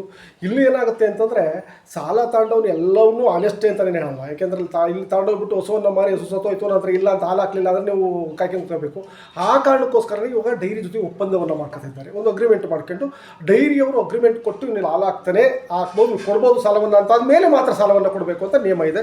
ಸೊ ನಿಮ್ಮಲ್ಲಿ ಹೈನುಗಾರಿಕಾ ಸಾಲ ಕೊಡೋದಾದರೆ ಏನೆಲ್ಲ ಪಾಲನೆಯನ್ನು ಮಾಡ್ತಾರೆ, ಎಷ್ಟು ಕೊಟ್ಟಿದ್ದೀರಾ, ಎಷ್ಟು ವಸೂಲಾಗಿದೆ ಡೀಟೇಲ್ಸ್ ಕೊಡೋದು ಸರ್. ಇವಾಗ ಪ್ರೆಸೆಂಟ್ ಈಗ 5,30,000 ಇದೆ ಹೈನುಗಾರಿಕೆ ಸಾಲ. ಅದೇನು ಡೈರಿ ಇದನ್ನ ಹಸುಗಳನ್ನೇನು ಡೆವಲಪ್ ಮಾಡ್ಕೊಳ್ಳೋದಕ್ಕೆ ಅಂತಗೋಸ್ಕರ ಕೊಟ್ಟಿದ್ರು ಆ ಸಾಲನ. 10,000 ಒಬ್ಬೊಬ್ರಿಗೆ 10,000 ಅಂತ ಕೊಟ್ಟಿದ್ರು.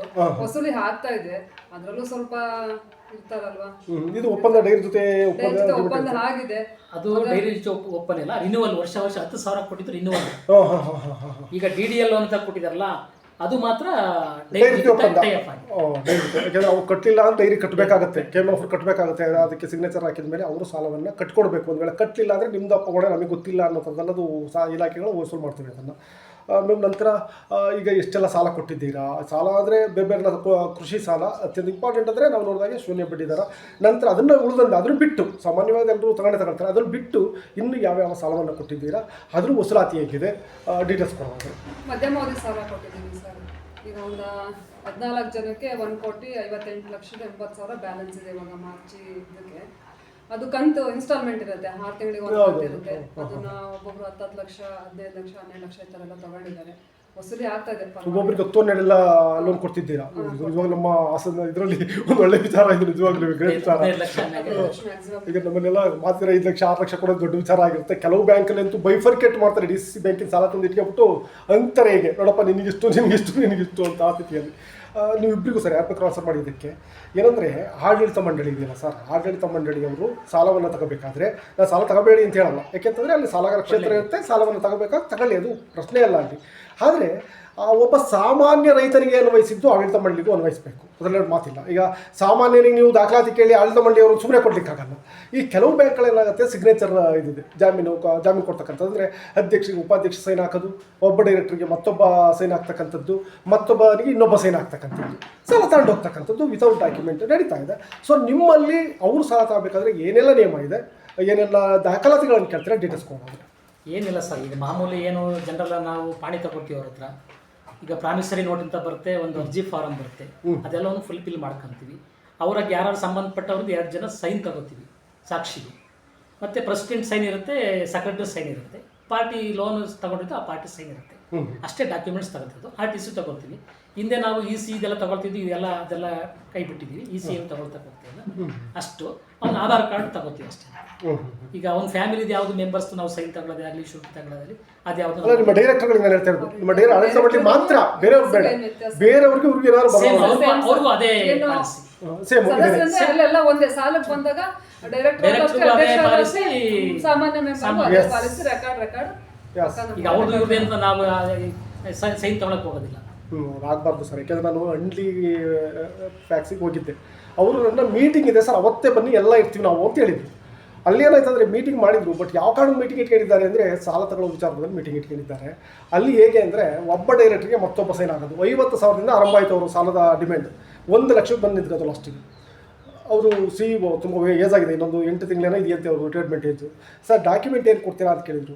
ಡಾಕ್ಯುಮೆಂಟ್ ಏನು ಕೊಡ್ತಾರೆ, ಅವ್ರಿಗೆ ಅವ್ರು ಸೈನ್ ಆಗ್ತಾರೆ, ಇವ್ರಿಗೆ ಅವ್ರು ಸೈನ್ ಆಗ್ತಾರೆ, ಉಪಾಧ್ಯಕ್ಷ ನಂಗೆ ಸೈನ್ ಆಗ್ತಾರೆ, ಕೊಡಿ 1 ಲಕ್ಷ ಕೊಡಿ ಅಂತ ಅಂದರು. ನಾನು ಹೇಳೋದು ಸಹಕಾರಿ ಸಂಘಗಳಿದೆಯಲ್ಲ ಸರ್, ಸಹಕಾರಿ ಸಂಘವನ್ನು ಬೆಳೆಸುವಂಥ ಸಂದರ್ಭದಲ್ಲಿ ಇದೆಲ್ಲ ಇರಬಾರ್ದು. ಯಾಕೆಂತಂದ್ರೆ ಈಗ ನೀವು ಕಟ್ಟಲಿಲ್ಲ ಅಂತಂದರೆ ಉಪಾಧ್ಯಕ್ಷ ಕಟ್ತಾನೆ, ಅವ್ನು ಕಟ್ಟಲಿಲ್ಲ ನೀವು ಕಟ್ತೀರಾ, ಅವ್ನು ನಿಮಗೆ ಸೈನ್ ಹಾಕಿದ್ರೆ ಬಿಡು ನಾನು ಕಟ್ಟಲ್ಲ ಅಂತೀರಾ. ಜೊತೆಗೆ ನಿಮ್ಮ ಹತ್ರ CEO ಬಂದು ವಸೂಲು ಮಾಡ್ಲಿಕ್ಕಾಗುತ್ತಾ? ಆಡಳಿತ ಮಂಡಳಿ ಅಧ್ಯಕ್ಷ ಹತ್ರ ನಿಂತ್ಕೊಂಡು ಸಾಧ್ಯನಾ? ಒಬ್ಬ ಡೈರೆಕ್ಟರ್ ಹತ್ರ ನೀವು ವಸೂಲು ಮಾಡ್ತಿರೋ ನಿಂತ್ಕೊಂಡ್ಬಿಟ್ಟು ಯಾವುದೇ ಕಾರಣಕ್ಕೂ ಆಗಲ್ಲ. ಹಾಗಾಗಿ ದಾಖಲಾತಿ ಸಾಮಾನ್ಯ ನಿರ್ವಹಿಸಿದಾಗೆ ದಾಖಲಾತಿ ಕೊಟ್ಟರೆ ಇದು ಸಾಮಾನ್ಯ 25-30 ಲಕ್ಷಕ್ಕೆ 1 ಎಕರೆ ಜಮೀನು ನಡೀತಾ ಇರುತ್ತೆ. ಹಾಗಾಗಿ ಬೇಡಪ್ಪ ಆದರೆ ಕಟ್ಟೇ ಕಟ್ತಾರೆ ಅನಿವಾರ್ಯವಾಗಿ. ಸೊ ಹಾಗಾಗಿ ಯಾವುದೇ ಸಹಕಾರಿ ಸಂಘ ಆಗಲಿ ಅಲ್ಲಿ ಈ ಒಂದು ನಿಯಮ ಇದೆ, ಆ ನಿಯಮವನ್ನು ಸರಿಯಾಗಿ ಪಾಲಿಸಬೇಕಾಗುತ್ತೆ ಸರ್. ಜೊತೆಗೆ ಇನ್ನೊಂದೇನಾಗುತ್ತೆ ಅಂದರೆ ನೋಡಿ, CEO ಅಂತ ಅಂದರೆ ಸಾಮಾನ್ಯವಾಗಿ ಸುಮ್ಮನೆ ಕುದುರೆ ಸೇರಲ್ಲ. ಈ ಕಡೆ ಸದಸ್ಯರು, ಜೊತೆಗೆ ನಿಮ್ಮ ಸಿಬ್ಬಂದಿಗಳು, ಜೊತೆಗೆ ಆಡಳಿತ ಮಂಡಳಿ ನೋಡಿ 24/7 ನೀವು ಸಿಗ್ತೀರಾ. ನನಗೆ ತಿಳಿದಾಗೆ CEO ಅಥವಾ ನೀವೇನಿದ್ದೀರಿ 24 ಗಂಟೆ ನೀವು ಮಲಗೋವರೆಗೂ ಕೂಡ ನಿಮ್ಮ ಸಂಘದ ಬಗ್ಗೆನೇ ಯೋಚನೆ ಮಾಡ್ತೀರಾ. ಐ ಥಿಂಕ್ ನನಗೆ ತಿಳಿದಾಗೆ ನಾಳೆ ಯಾರು ಬರ್ತಾರೆ, ನಾಳೆ ಏನು ಮಾಡೋದು, ನನಗೆ ತಿಳಿದ ಮಲಗಿದ್ದಾಗಲೂ ಕೂಡ ಐ ಥಿಂಕ್ ಇದನ್ನೇ ಯೋಚನೆ ಮಾಡ್ತಾ ಇರ್ತಾರೆ ಕೋಆಪರೇಟಿವ್ ಬ್ಯಾಂಕ್ CEO ಆಗಿದ್ದವರು. ಸೊ ಹೇಗೆ ನಿಮ್ಮ ರೊಟೀನ್ ಹೇಗಿದೆ, ಹೇಗೆ ಮಾಡ್ತಾ ಇದ್ದೀರಾ, ನೀವು CEO ಆಗಿದ್ದಾಗ ಏನು ಮಾಡಿದ್ರಿ, ಇಬ್ಬರು ಕೂಡ ನಿಮ್ಮಿಂದ ಆದಂಥ ಆನ್ಸರ್ ಬೇಕು. ಏನಿಲ್ಲ ಸರ್, ನಮ್ಮ ಜೀವನ ಪೂರ್ತಿ ನಾವು ಈಗ ಕೋಆಪರೇಟಿವ್ನಲ್ಲಿ ನನಗೆ ಅದನ್ನು ತುಂಬ ಅಳವಡಿಸ್ಕೊಂಡ್ಬಿಟ್ಟಿವಿ. ನಮ್ಮ ಸಹಕಾರ ಸಂಘ ನಾವು ಬಂದಾಗ ಏನಿಲ್ಲ, 600 ರೂಪಾಯಿ ನನಗೆ ಸಂಬಳ ಕೊಡ್ತಾಯಿದ್ರು. ಸ್ಟಾರ್ಟಿಂಗ್ ತೊಗೊಂಡು ಸೇಲ್ಸ್ ಮನೆಗೆ ತೊಗೊಂಡ್ರು 600 ರೂಪಾಯಿ ಸಂಬಳ ತಗೊಳ್ಳೋದು ದುಡ್ಡಿರಲಿಲ್ಲ ನೋಡಿ ಎಂಥ ಸ್ಥಿತಿಯಲ್ಲಿತ್ತು ಸಂಘ. ನಮಗೆ ಬರ್ತಕ್ಕಂಥ ಫುಡ್ ಗ್ರೈನ್ಸಲ್ಲಿ ಪ್ರಾಫಿಟ್ಟು ಒಂದು 2,000 3,000 ರೂಪಾಯಿ ಬರೋದು. ಅಷ್ಟು ಬಿಟ್ಟರೆ ಬೇರೆ ಏನು ಯಾವುದೂ ಆದಾಯ ಜೀರೋ ಆದಾಯ. ಒಂದು SB ಇರಲಿಲ್ಲ, ಒಂದು ಯಾವುದೋ ಡೆಪಾಸಿಟ್ ಇರಲಿಲ್ಲ, ಇಲ್ಲಿ ಏನೂ ಇರಲಿಲ್ಲ. ಶೂನ್ಯ ಬಂಡವಾಳದಲ್ಲಿ ಇತ್ತು ನಮ್ಮ ಸಂಸ್ಥೆ. ಅಂಥ ಸಂದರ್ಭದಲ್ಲಿ ನಾವು ಹೊರಗಡೆಯಿಂದ ಡೆಪಾಸಿಟ್ ತಂದುಬಿಟ್ಟು ಫುಡ್ಡನ್ನು ಸ್ವಲ್ಪ ಗೊಬ್ಬರನ ಮಾರಾಟ ಮಾಡ್ತಾ ಇದ್ವಿ. ಆ ಒಂದು ಪ್ರಾಫಿಟಲ್ಲಿ ನಮಗೆ ಈಗ ಸಾಲ ತುಂಬ ಸುಸ್ತಿ ಆಗ್ತಿತ್ತು. ಅವಾಗ ಸಾಲ ಎಲ್ಲ ಸುಸ್ತಿ ಆದಾಗ ನಾವು ದಾವ ಹಾಕ್ಬೇಕಾಗಿತ್ತು. ಸಕಲೇಶ್ಪುರ ಸ್ಟೇಟ್ ರಿಜಿಸ್ಟ್ರಾರ್ ಕೋರ್ಟ್ಗೆ ಹೋಗ್ಬಿಟ್ಟು ದಾವ ಹಾಕ್ಬಿಟ್ಟು ಬರ್ತಕ್ಕಂಥ ಆದಾಯ ಎಲ್ಲ ತಗೊಂಡು ಅಲ್ಲಿ ಸುರಿತಾ ಇದ್ವಿ ಕೋರ್ಟ್. ಆಮೇಲೆ EP ತಗೊಳ್ಳಿ ಅಂತಂದರು, ಆಮೇಲೆ ಜಪ್ತಿ ಮಾಡಿ ಅಂತಂದರು. ನಾವಿದ್ದಾಗ ಸ್ವಲ್ಪ ಒಂದು 2 ಮನೆ ಜಪ್ತಿನೂ ಮಾಡಿದ್ವಿ ಆ ಟೈಮಲ್ಲಿ. ಅಂಥ ಒಂದು ಪರಿಸ್ಥಿತಿ ನಾವಿಲ್ಲಿ ಏನೂ ಮಾಡೋಕ್ಕಾಗ್ತಿರ್ಲಿಲ್ಲ. 7 ಗಂಟೆಗೆ ನಮ್ಮ ಊರಿಂದ ಒಂದು ಬಸ್ ಇತ್ತು, 7 ಗಂಟೆಗೆ ಬರ್ತಾ ಇದ್ದೆ ನಾನು. ತಿಂಡಿ ನೀವೊಂದು ಇಲ್ಲಿಂದ ಇಲ್ಲೇ ಒಂದು ಹೋಟ್ಲು ಮನೆಯಲ್ಲಿ ಎಲ್ಲ ತಿಂದ್ಕೊಂಡು ಒಂದೊಂದು ಸಲ ಸೈಕಲ್ ತಗೊಂಡು ಬಂದು ಇಲ್ಲಿ ಕೆಲಸ ಮಾಡಿಕೊಂಡು ಸಂಜೆ 7 ಗಂಟೆಗೆ ಹೋಗ್ತಾ ಇದ್ದೆ. ಒಬ್ಬನೇ ಇದ್ವಿ, ಒಬ್ಬ ಅಟೆಂಡ್ ಇದ್ದ. ಅವನು ತುಂಬ ಕುಡಿಯನು ಅಟೆಂಡ್ರು. ಏನು ಸೀಮೆಣ್ಣೆನ ಬಿಟ್ಟು ಹೋಗಿಲ್ಲ, ಫುಡ್ ಬಿಟ್ಟು ಹೋಗಿಲ್ಲ, ಇರಬೇಕು, ಕಣ್ಣಿಟ್ಕೊಂಡು ಜೀವನ ಮಾಡಬೇಕು. ಇಂಥ ಒಂದು ಪರಿಸ್ಥಿತಿನಲ್ಲಿ ಇತ್ತು ನಮ್ಮದು. ಒಂದು ಜನರಲ್ ಬಾಡಿ ಮಾಡಬೇಕು ಅಂದ್ರೆ ಡೆಪಾಸಿಟ್ ಹಾಕೊಂಡು ಮಾಡಬೇಕಿತ್ತು ನಾನು ಅವತ್ತು. ದೇವರೇ, ಅಂಥ ಒಂದು ಪರಿಸ್ಥಿತಿಯಲ್ಲಿ ಈ ಸಂಸ್ಥೆ ಇತ್ತು. ಅದನ್ನು ಆದಷ್ಟು ನಾವು ಇದರಿಂದ ಈ ಸಂಸ್ಥೆಗೆ ಏನಾರ ಮಾಡಿ ಮೇಲೆ ಎತ್ತಬೇಕು. ನನಗೆ ಒಂದು ನಿರುದ್ಯೋಗ, ಅವಾಗ ಏನಾಯ್ತು, ನಾನು ಡಿಗ್ರಿ ಮಾಡ್ಕೊಂಡು ಒಂದು ನಿರುದ್ಯೋಗಿಯಾಗಿ ಮನೆ ಕಡೆ ಜಮೀನು ಕಡೆ ಕೆಲಸ ಮಾಡ್ಕೊಂಡಿದ್ದೆ. ಏನೋ ಒಂದು ಉದ್ಯೋಗ ಅಂತ ಕೊಟ್ಟಿದ್ದಾರೆ, 600 ರೂಪಾಯಿ ಸಂಬಳ ಅಂತ ನಮ್ಮಲ್ಲಿ ತಿರಸ್ಕಾರ ಮಾಡಿದ್ರು. ಈ ಸಂಬಳಕ್ಕೆ ನೀನು ಯಾಕೆ ಅಲ್ಲಿ ಕೆಲಸಕ್ಕೆ ಹೋಗಬೇಕು, ನಮ್ಮದೇ 7-8 ಎಕರೆ ಜಮೀನು ಇದೆಯಲ್ಲ, ಇಲ್ಲೇ ಮಾಡ್ಬೋದಲ್ವಾ, 600 ರೂಪಾಯಿಗೆ ಯಾಕೆ ಅಲ್ಲಿ ಕೆಲಸಕ್ಕೆ ಹೋಗಬೇಕು, ಇನ್ನು ಕೂಲಿ ಆಳ ನೀನು ಅಂತ ನಮ್ಮ ತಂದೆ ತಾಯಿ ಪ್ರಶ್ನೆ ಮಾಡಿದ್ರು. ಬೇಡ ಈ ಕೆಲಸ. ಆಮೇಲೆ ಸ್ವಲ್ಪ ನನ್ನನ್ನು ಚೀಪಾಗಿ ನೋಡಿದ್ರು ಕೆಲವರೆಲ್ಲ ಸಂಬಂಧಿಕರು. ನನಗೆ ಇಲ್ಲೇ ಲೋಕಲ್ ನಾನು ತುಂಬ ಜನ ಸಂಬಂಧಿಕರಿದ್ದಾರೆ. ಈ ಒಂದು ಮನೆ ಬಾಗಿಲೆಲ್ಲ ಹೋಗ್ತಾನೆ, ಇವನು ಒಂದು ಬಾಕಿ ಪಟ್ಟಿ ಹಿಡ್ಕೊಂಡು ಒಬ್ಬ ಇವನು ಜವಾನ್ ಹೋದಂಗೆ ಏನೋ ಒಂಥರ ಚೀಪಾಗಿ ನನ್ನನ್ನು ಅವತ್ತು ಟ್ರೀಟ್ ಮಾಡಿದ್ರು. ಇದೆಲ್ಲವನ್ನು ನಾನು ಸವಾಲಾಗಿ ತಗೊಂಡೆ. ಈ ಸಂಸ್ಥೆಗೆ ನನಗೇನೋ ಒಂದು ಅವಕಾಶ ಕೊಟ್ಟಿದ್ದಾರೆ, ನಾನೇನೋ ಇಲ್ಲಿ ಕೇಳ್ಕೊಂಬಂದನಲ್ಲ, ನಾನೆಲ್ಲ ಮನೆ ಹತ್ರ ಇದ್ದನು, ಇದಕ್ಕೂ ನನಗೂ ಸಂಬಂಧನೇ ಇರಲಿಲ್ಲ. ನನ್ನನ್ನು ಐಡೆಂಟಿಫೈ ಮಾಡಿ ಇಲ್ಲಿ ಕರ್ಕೊಂಡ್ಬಂದು ಒಂದು ಮೀಟಿಂಗಲ್ಲಿ ಕರೆದು, ಮೀಟಿಂಗಲ್ಲಿ ನಮ್ಮೂರಲ್ಲಿ ಒಬ್ಬರು ಡೈರೆಕ್ಟರ್ ಇದ್ರು, ಇಲ್ಲಿ ನಮ್ಮೂರು ಇಲ್ಲಿಗೆ ಸೇರ್ಕೊಂಡಿತ್ತು. ಆ ಡೈರೆಕ್ಟರ್ ನನಗೆ ಹೇಳಿಲ್ಲ, 6 ತಿಂಗಳಿಂದ ಚರ್ಚೆ ಆಗಿತ್ತು. ಈ ಮನುಷ್ಯ ಡಿಗ್ರಿ ಮಾಡ್ಕೊಂಡಿದ್ದಾನೆ, ಮನೆ ಹತ್ರ ಇದ್ದಾನೆ, ನಿರುದ್ಯೋಗಿಯಾಗಿ. ಈ ಮನುಷ್ಯನ ತಗೊಂಡ್ರೆ ಸ್ವಲ್ಪ ಬಂಡವಾಳನೂ ಆಗ್ತಾನೆ ಸಂಸ್ಥೆಗೆ, ಸ್ವಲ್ಪ ಡಿಗ್ರಿ ಮಾಡ್ಕೊಂಡಿದ್ದಾನೆ, ಒಂದು ಸಂಸ್ಥೆ ನಡೆಸ್ಬೋದು, ಒಂದು ಕೇಪಬಲ್ ಇದೆ ಅವನಿಗೆ ಅಂತ ಒಂದು ನಾನು ಐಡೆಂಟಿಫೈ ಮಾಡಿದ್ದೆ. ಇವನ್ ಇವರು ಇಲ್ಲಿ ಹೋದಲ್ಲ ಬಸವಯ್ಯ ಅಂತ, ಇವರು ಆಡಳಿತ ಮಂಡಳಿ ಪಂಚಾಕ್ಷರಿ ಅಂತ ಇದ್ರು, ಸುಮಾರು ಜನ ಇದ್ರು ಇಲ್ಲಿ ಗೊತ್ತಿರತಕ್ಕಂಥ, ಅವರೆಲ್ಲ ನನ್ನ ಗುರುತಿಸಿದ್ರು. ಆದ್ರೂ ಇಲ್ಲಿ ಅವಕಾಶ ಸಿಕ್ಕಿರಲಿಲ್ಲ ತಗೊಳ್ಳೋದಕ್ಕೆ. 6 ತಿಂಗಳು ಪೋಸ್ಟ್ಪೋನ್ ಆಗಿತ್ತು. ಆಮೇಲೆ ಅವರೇ ನಮ್ಮ ಕಾರ್ಯದರ್ಶಿಯವರು ಕರ್ಕೊಂಡು ಬಂದ್ರು ಒಂದು ಸರಿ ಗರ್ತೇಳಿದ್ರು, ಹೀಗೆ ನಿನ್ನ ಹೆಸರನ್ನ ಐಡೆಂಟಿಫೈ ಮಾಡ್ತಿದ್ರಲ್ಲಿ, ನೀನು ತಗೊಳಕ್ಕೆ ಸೇಲ್ಸ್ಮನ್ನ ತಗೊಳಕ್ಕೆ ಅಂತ ಎಲ್ಲ ಮಾತಾಡ್ಕೊತಿದ್ದಾರೆ, ಬರ್ತೀರಪ್ಪ ಅಂತಂದ್ರು. ಆಯಿತು ನಡ್ರಿ ಅಂತ ಬಂದ್ವಿ. ಅವತ್ತು ಆ ಮೀಟಿಂಗಲ್ಲಿ ಕೋರಮೇ ಸಿಗಲಿಲ್ಲ. ನೋಡಿ, ಲೋಕಲ್ ಆಗಿದ್ದೀನಿ, ಎಲ್ಲ ಇದ್ರೆ ಅವರೇ ಕರ್ಕೊಂಡು ಬಂದು ನನ್ನ ಒಂದು ಅಪಾಯಿಂಟ್ ಮಾಡಬೇಕು, ಕೋರಮ್ ಇಲ್ಲ. ಇವನ್ ನಮ್ಮೂರವರೇ ಒಬ್ರು ಡೈರೆಕ್ಟರ್, ಅವರು ಸಹ ಎದ್ದು ಬಿದ್ದು ಮಾತಾಡ್ಸೋರು, ಅವರು ಸಹ ನನಗೆ ಈ ಮಾಹಿತಿ ಕೊಡಲಿಲ್ಲ. ಊರವರಾಗಿ ನಾನು ಒಬ್ಬ ಮನುಷ್ಯನಿಗೆ ಕೆಲಸ ಕೊಡಿಸ್ದಂಗೆ ಆಗುತ್ತೆ, ಒಂದು ಉದ್ಯೋಗ ಕೊಡಿಸ್ದಂಗೆ ಆಗುತ್ತೆ ನಮ್ಮೂರು ಹುಡುಗನಿಗೆ ಅಂತ ಹೇಳಿ ಅವ್ರ ಭಾವನೆಯಲ್ಲೂ ಬರಲಿಲ್ಲ. ಆದ್ರೂ ಆಗಲೇ ಮತ್ತೆ 2ನೇ ಮೀಟಿಂಗಲ್ಲಿ ತಗೊಂಡ್ರು, ಸೆಲೆಕ್ಷನ್ ಮಾಡ್ಕೊಂಡ್ರು. ನನಗೆ ಅವತ್ತೇ ತಿರ್ಗಾ ಮಾರನೇ ದಿವಸ ಡ್ಯೂಟಿ ಮಾಡೋದಕ್ಕೆ ಅವಕಾಶ ಮಾಡಿಕೊಟ್ಟು 600 ರೂಪಾಯಿ ಸಂಬಳ ಫಿಕ್ಸ್ ಮಾಡಿ ಅಲ್ಲಿಂದ ನಾನು ಕೆಲಸ ಶುರು ಮಾಡ್ಕೊಂಡು ತುಂಬ ಕ್ರಿಟಿಕಲ್ ಆಗಿತ್ತು ಅವತ್ತಿನ ಪರಿಸ್ಥಿತಿ. 600 ರೂಪಾಯಿ ಸಂಬಳ ತೊಗೊಳಕ್ಕಂದ್ರೆ ನಮ್ಮ ಅಟೆಂಡ್ ಸಂಬಳ ಕೊಟ್ಟು ಕೆಲಸ ಮಾಡ್ಕೊಂಡು ಹೋಗ್ತಿದ್ವಿ. ಆನಂತರ ಇದು ಬರೀ ಸೂಪರ್ವೈಸರ್ ಚಾರ್ಜಲ್ಲೇ ಬಂತು ನಮ್ಮ ಸೊಸೈಟಿ. ಅವ್ರು ಯಾವಾಗ ಬರೋದು, ಯಾರ ಕೈಲೋ ಏನೋ ಮಾಡಿಸೋದು, ಏನೋ ಮಾಡೋದು, ಎಂಥದೋ ಮಾಡೋದು, ವಸೂಲಾದ ದುಡ್ಡನ್ನೇ ಸರಿಯಾಗಿ ಕಟ್ತೀನಿ, ಇಂಥವೆಲ್ಲ ಸಮಸ್ಯೆಗಳಿದ್ದು ಅವತ್ತಿನ ಪರಿಸ್ಥಿತಿಯಲ್ಲಿ. ಅದರೊಳಗೆ ನಾನು ನಿಭಾಯಿಸ್ಕೊಂಡು ಏನೋ ಮಾಡ್ಕೊಂಡು ಕೆಲಸ ಮಾಡ್ಕೊಂಡು ಬಂದೆ. ಆಮೇಲೆ ನಮಗೆ ಇನ್ನು ಸಪೋರ್ಟಿವ್ ಆಗಿ ಬೇಕಾಗ್ಬಂತು, ಸ್ವಲ್ಪ ಜಲ ಜಾಸ್ತಿ ಕೊಟ್ವಿ, ವ್ಯವಹಾರ ಜಾಸ್ತಿ ಆಯಿತು, ಮೀಟಿಂಗ್ ಹೊರಗಡೆ ಹೋಗ್ಬೇಕಾದ ಸನ್ನಿವೇಶ ಬಂತು. ಅವಾಗ ಇವ್ರನ್ನ ಅಷ್ಟೆಂಟಾಗಿ ಮತ್ತೆ ನಾವು ತಗೊಂಡ್ವಿ. ಅವಾಗ ಸ್ವಸಹಾಯ ಸಂಘಗಳನ್ನು ಮಾಡಿ ಅಂತ ಹೇಳ್ಬಿಟ್ಟು ಒಂದು ಪ್ಲಸರ್ ಬಂತು. ಅವಾಗ ಇನ್ನೊಬ್ಬರನ್ನ ತಗೊಂಡಿದ್ದು ಸ್ವಸಹಾಯ ಸಂಘ ಮಾಡೋಕ್ಕೆ ಅಂತ ಒಬ್ಬ ಹುಡುಗಿನ, ಅವಳು ಒಂದು 2-3 ವರ್ಷ ಕೆಲಸ ಮಾಡಿ ಚೆನ್ನಾಗಿ ಕೆಲಸ ಮಾಡಿದ್ರು. ಆ ಹುಡುಗಿನ ಒಂದು 100-150 ಸಂಘ ಮಾಡಿದ್ವಿ. ಅವತ್ತು 150 ಸಂಘ. ಅವತ್ತು ನಮಗೆ ಈ ಒಂದು ದೊಡ್ಡ ಹಣಕಾಸು ನಮ್ಮ ಸಂಸ್ಥೆಯಲ್ಲಿ ಓಡಾಡಕತ್ತಿತ್ತು, ಡೆಪಾಸಿಟ್ ಆಯಿತು. ಅಲ್ಲಿಂದ ನಮ್ಮ ಸುಧಾರಣೆ ಆಯಿತು. 2007ರಿಂದ ನಮಗೆ ಸೊಸೈಟಿಗೆ ಸ್ವಲ್ಪ ದುಡ್ಡು ಓಡಾಡೋಕ್ಕಾಯಿತು, ಡೆಪಾಸಿಟ್ ಬಂತು. ಆಮೇಲೆ ಈ ಬೆಳೆ ವಿಮೆ ಇಂಥವೆಲ್ಲ ಜನಗಳು ಕಟ್ಟಕ್ಕೆ ಶುರು ಮಾಡಿದ್ರು. ಅವಾಗ SB ಅಕೌಂಟು ನಾವು ಓಪನ್ ಮಾಡ್ಕೊಂಡ್ವಿ. ಅವಾಗ 100 ರೂಪಾಯಿ SB ಅಕೌಂಟು, ಅದೊಂದು 3,000 ಚಿಲ್ಲರೆ ಅಕೌಂಟ್ ಆಯಿತು.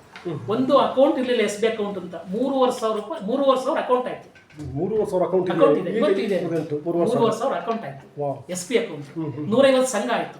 ಅದ್ರದ್ದು ಒಂದು ಕನಿಷ್ಠ ಮಿನಿಮಮ್ ಬ್ಯಾಲೆನ್ಸ್ 1,000 ಅಂತ. ಅವಾಗ 500 ರೂಪಾಯಿ ಬಿಟ್ಟು ಉಳಿದ ತಿಳ್ಕೊಂಡು ಹೋಗೋರು. 500 ರೂಪಾಯಿ ಅಂತಂದು ಒಂದು 75-80 ಸಾವಿರ ರೂಪಾಯಿ ಬಂಡವಾಳ ಬತ್ತು ನಿಮಗೆ, ಒಂದು ದುಡಿಯೋ ಬಂಡವಾಳ ಸಿಗ್ತದೆ. ಈ SB ಒಂದು 3,000 ಜನ ಅಂದ್ರೆ ಒಂದು 35 ಸಾವಿರ ರೂಪಾಯಿ, 1.5 ಲಕ್ಷ ನಮ್ದು ಟ್ರಾನ್ಸಾಕ್ಷನ್ ದುಡ್ಡು. ಅಲ್ಲಿಂದ ನಮ್ಮ ಸೊಸೈಟಿ ಸುಧಾರಣೆ ಆಗ್ತಾ ಬಂತು. ಇವನ್ ನಾವು ಸಂಘಗಳು ರಚನೆ ಮಾಡ್ಬೇಕಾದ್ರೆ ನಾವೇ ಒಂದು ಅವ್ರಿಗೆ ಟ್ರೈನಿಂಗ್ ಕೊಡ್ತಾ ಇದ್ವಿ. ಅವ್ರ ಮನೆ ಮಾರಿ ನೈಟ್ 8 ಗಂಟೆ 9 ಗಂಟೆನಲ್ಲಿ ಹೋಗಿ ನಾವು ಅವರ ಜಗಳಗಳಿವೆಲ್ಲ ಶುರು ಆಗ್ತಿತ್ತು ಸಂಘಗಳಲ್ಲಿ. ಒಬ್ರಿಗೊಬ್ಬರು ಹೆಣ್ಮಕ್ಳುಗಳು ಜಗಳ ಮಾಡ್ಕೊಂಡು ಮೀಟಿಂಗ್ಗೆ ಬರದೇ ಇರೋದು, ದುಡ್ಡು ಕಟ್ತಾ ಇರೋದು, ದುಡ್ಡು ತಂದು ಅವ್ರಿಗೆ ಕಟ್ಟಿ ವಾರ ನೀವು ಹೋಗಿ ಸಂಘಕ್ಕೆ ಅಂತದ್ದು ಅವ್ರು ಬಂದಿಲ್ಲಿ ಕಟ್ತಾ ಇರೋದು, ಇಂಥವೆಲ್ಲ ಸಮಸ್ಯೆಗಳು ಬಂತು. ಲೋನ್ ತಗೊಂಡ ಸರಿ ರಿಕವರಿ ಆಗದೆ ಇರೋದಕ್ಕಂಥದ್ದು ಲೋನ್ ಎಲ್ಲ ಕೊಟ್ಟಿದ್ವಿ ನಾವು ಅವ್ರಿಗೆ ಸಂಘದಲ್ಲಿ DC ಬ್ಯಾಂಕ್ ಮುಖಾಂತರ. ಅದು ರಿಕವರಿ ಆಗದಿದ್ದಾಗ ನಾವು ನೈಟ್ 8 ಗಂಟೆ 9 ಗಂಟೆ ಅವ್ರ ಮೀಟಿಂಗ್ ಟೈಮ್ಗೆ ನೈಟ್ ಹೋಗಿ ಅವ್ರಿಗೆ ಮಾಹಿತಿ ಕೊಟ್ಟು ಅವ್ರನ್ನ ಒಂದು ಒಳ್ಳೆಯ ಅವೇರ್ನೆಸ್ ಮೂಡಿಸಿ ಅವರಿಗೆ ಜಗಳ ಮತ್ತೊಂದು ಮಾಡ್ಕೊಂಡು ಅವ್ರಿಗೆ ಅವ್ರ ಸಮಾಧಾನ ಮಾಡಿ ಉತ್ತಮ ನಡೆಸ್ಕೊಂಡು ಹೋಗೋಕ್ಕೆ ರೀತಿ ಮಾಹಿತಿ ಕೊಟ್ಟು ಬರ್ತಾರೆ. ಇಷ್ಟೆಲ್ಲ ಕೆಲಸ ಮಾಡ್ಕೊಂಡು ನಿಜವಾಗ್ಲೂ ಒಳ್ಳೆ ವರ್ಕ್ ಮಾಡಿದ್ದೀರಾ ಸರ್. ನಾನು ಈ ಅಷ್ಟೆಲ್ಲ ಸಂಘಗಳನ್ನ ಇದು ಮಾಡಿದ್ದೇನೆ ಕೋಆಪರೇಟಿವ್ ಬ್ಯಾಂಕ್ನ. ನಿಮ್ಮ ಇಷ್ಟು ಕೆಲಸ ಮಾಡಿ CEO ನೋಡಲೇ ಇಲ್ಲ. ಎಲ್ಲ ಇವ್ರಿಗೆ ಸಂಬಳ ಕೊಡ್ತೀವಿ, ಅಟೆಂಡ್ ಸಂಬಳ ಕೊಟ್ಟು ನನಗೆ ಸಂಬಳ ಇಲ್ಲ. ನಾನು ಬಂದಾಗ್ಲೂ ಅಷ್ಟೇ ಕಷ್ಟದ ಪರಿಸ್ಥಿತಿ ಇತ್ತು ಸರ್. ಇವ್ರು ಸರ್ದೋಗಿಸ್ಕೊಂಡು ಏನೇನೋ ವ್ಯವಸ್ಥೆಗಳು ಮಾಡ್ಕೊಂಡು ತುಂಬಾ ಹೋರಾಟ ಎಲ್ಲ ಸಂಬಳಗಳು ಪಿಗ್ನಿ ಕಲೆಕ್ಷನ್ ಮಾಡಿದ್ವಿ. ಪಿಗ್ನಿ ಕಲೆಕ್ಷನ್ ಮಾಡಿದ್ರೆ ಒಳ್ಳೆ ಹುಡುಗ ಇಟ್ಕೊಂಡಿದ್ವಿ. ಇವರು ನನ್ನ ಧನಂಜಯ ಅಂತ ಒಳ್ಳೆ ಹುಡುಗ ಆಕ್ಟಿವ್ ಆಗಿ ಹೋಗಿ ಪಿಗ್ನಿ ಕಲೆಕ್ಷನ್ ಮಾಡ್ಕೊಂಡು ಮಾಡಿದ ಕೊನೆಗೆ ಇಲ್ಲಿ ಸ್ವಲ್ಪ ಗೊಬ್ಬರ ಅದು ಇದು ತಂದಾಗ ಸ್ವಲ್ಪ ಸಾಲ ಅದು ಇದು ಕೇಳ್ಬಿಟ್ಟು ಅವನಿಗೆ ಎಲ್ಲ ಚಾರ್ಜ್ ಕೊಟ್ಟಿದ್ದೆ ನಾನು. ಗೊಬ್ಬರದ್ದು ಎಲ್ಲ ಫುಡ್ ಸೇಲ್ಸ್ ಎಲ್ಲ ಥರದ್ದು ಮಾಡೋದೆಲ್ಲ ಒಳ್ಳೆ ಹುಡುಗ ಆಕ್ಟಿವ್ ಇದ್ದ, ಒಳ್ಳೆ ನನಗೆ ಸಪೋರ್ಟ್ ಇದ್ದ. ಅಂತ ಹುಡುಗನ ಆಯ್ಕೆ ಮಾಡ್ಕೊಂಡೆ. ಯಾರು ಅಲ್ಲಿ ಆಕ್ಷೇಪಣೆ ಇಲ್ಲ, ನಾನೇ ಆಯ್ಕೆ ಮಾಡ್ಕೊಳ್ಳಿ. ಒಳ್ಳೆ ಹುಡುಗ ಆಯ್ಕೆ ಮಾಡಿ ಅವ್ನು 3 ವರ್ಷ ಕೆಲಸ ಮಾಡ್ದ.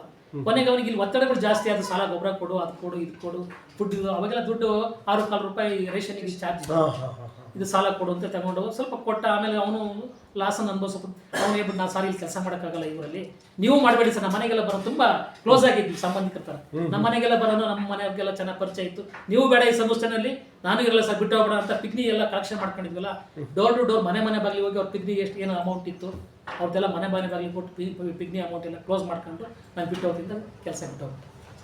ನಿಜವಾಗ್ಲೂ ಸರ್, ಆ್ಯಕ್ಚುಲಿ ಎಂಥವ್ರು ಬೇಕಾಗ್ತದೆ. ಇದು ಸಹಕಾರ ಸಂಘ ಬೆಳಿಬೇಕಾದ್ರೆ ಕ್ರಿಯೇಟಿವ್ ಆಗಿರ್ಬೇಕಾಗುತ್ತೆ ಅಂತ ಸರಿ. ಮತ್ತೆ ಇವ್ರನ್ನ ಹುಡುಕಿದೆ, ಇವರೆಲ್ಲ ಹಳೆ ಬೆಳೆ ಕೆಲಸ ಮಾಡ್ತಾ ಇದ್ರು ಇಲ್ಲ, ಕೃಷಿ ಇಲಾಖೆ ಕಸ್ಕೋರ್ ಡೈಲಿ ವೇಜಸ್ ಅಂತ ಹುಡುಗನೇ ಬೇಕು. ಮತ್ತೆ ಎಲ್ಲರ ಜೊತೆ ಸಹ ಹೊಂದಾಣಿಕೆ ಮಾಡ್ಕೊಂಡು, ಒಬ್ರು ಏನಾರು ಅಂದ್ರೂ ಅದು ಸಹಿಸ್ಕೊಂಡು ಅದನ್ನ ಏನು ಮನಸ್ಸು ಹಾಕೊಳ್ಳೋದು ಈ ರೀತಿಯಲ್ಲಿ ನಮಗೂ ಹೊಂದಾಣಿಕೆ ಮಾಡ್ಕೊಂಡು ಎಲ್ಲರಿಗೂ ಹೊಂದಾಣಿಕೆ ಮಾಡ್ಕೊಂಡು ಹೋಗುವಂಥ ವ್ಯಕ್ತಿ ಬೇಕು.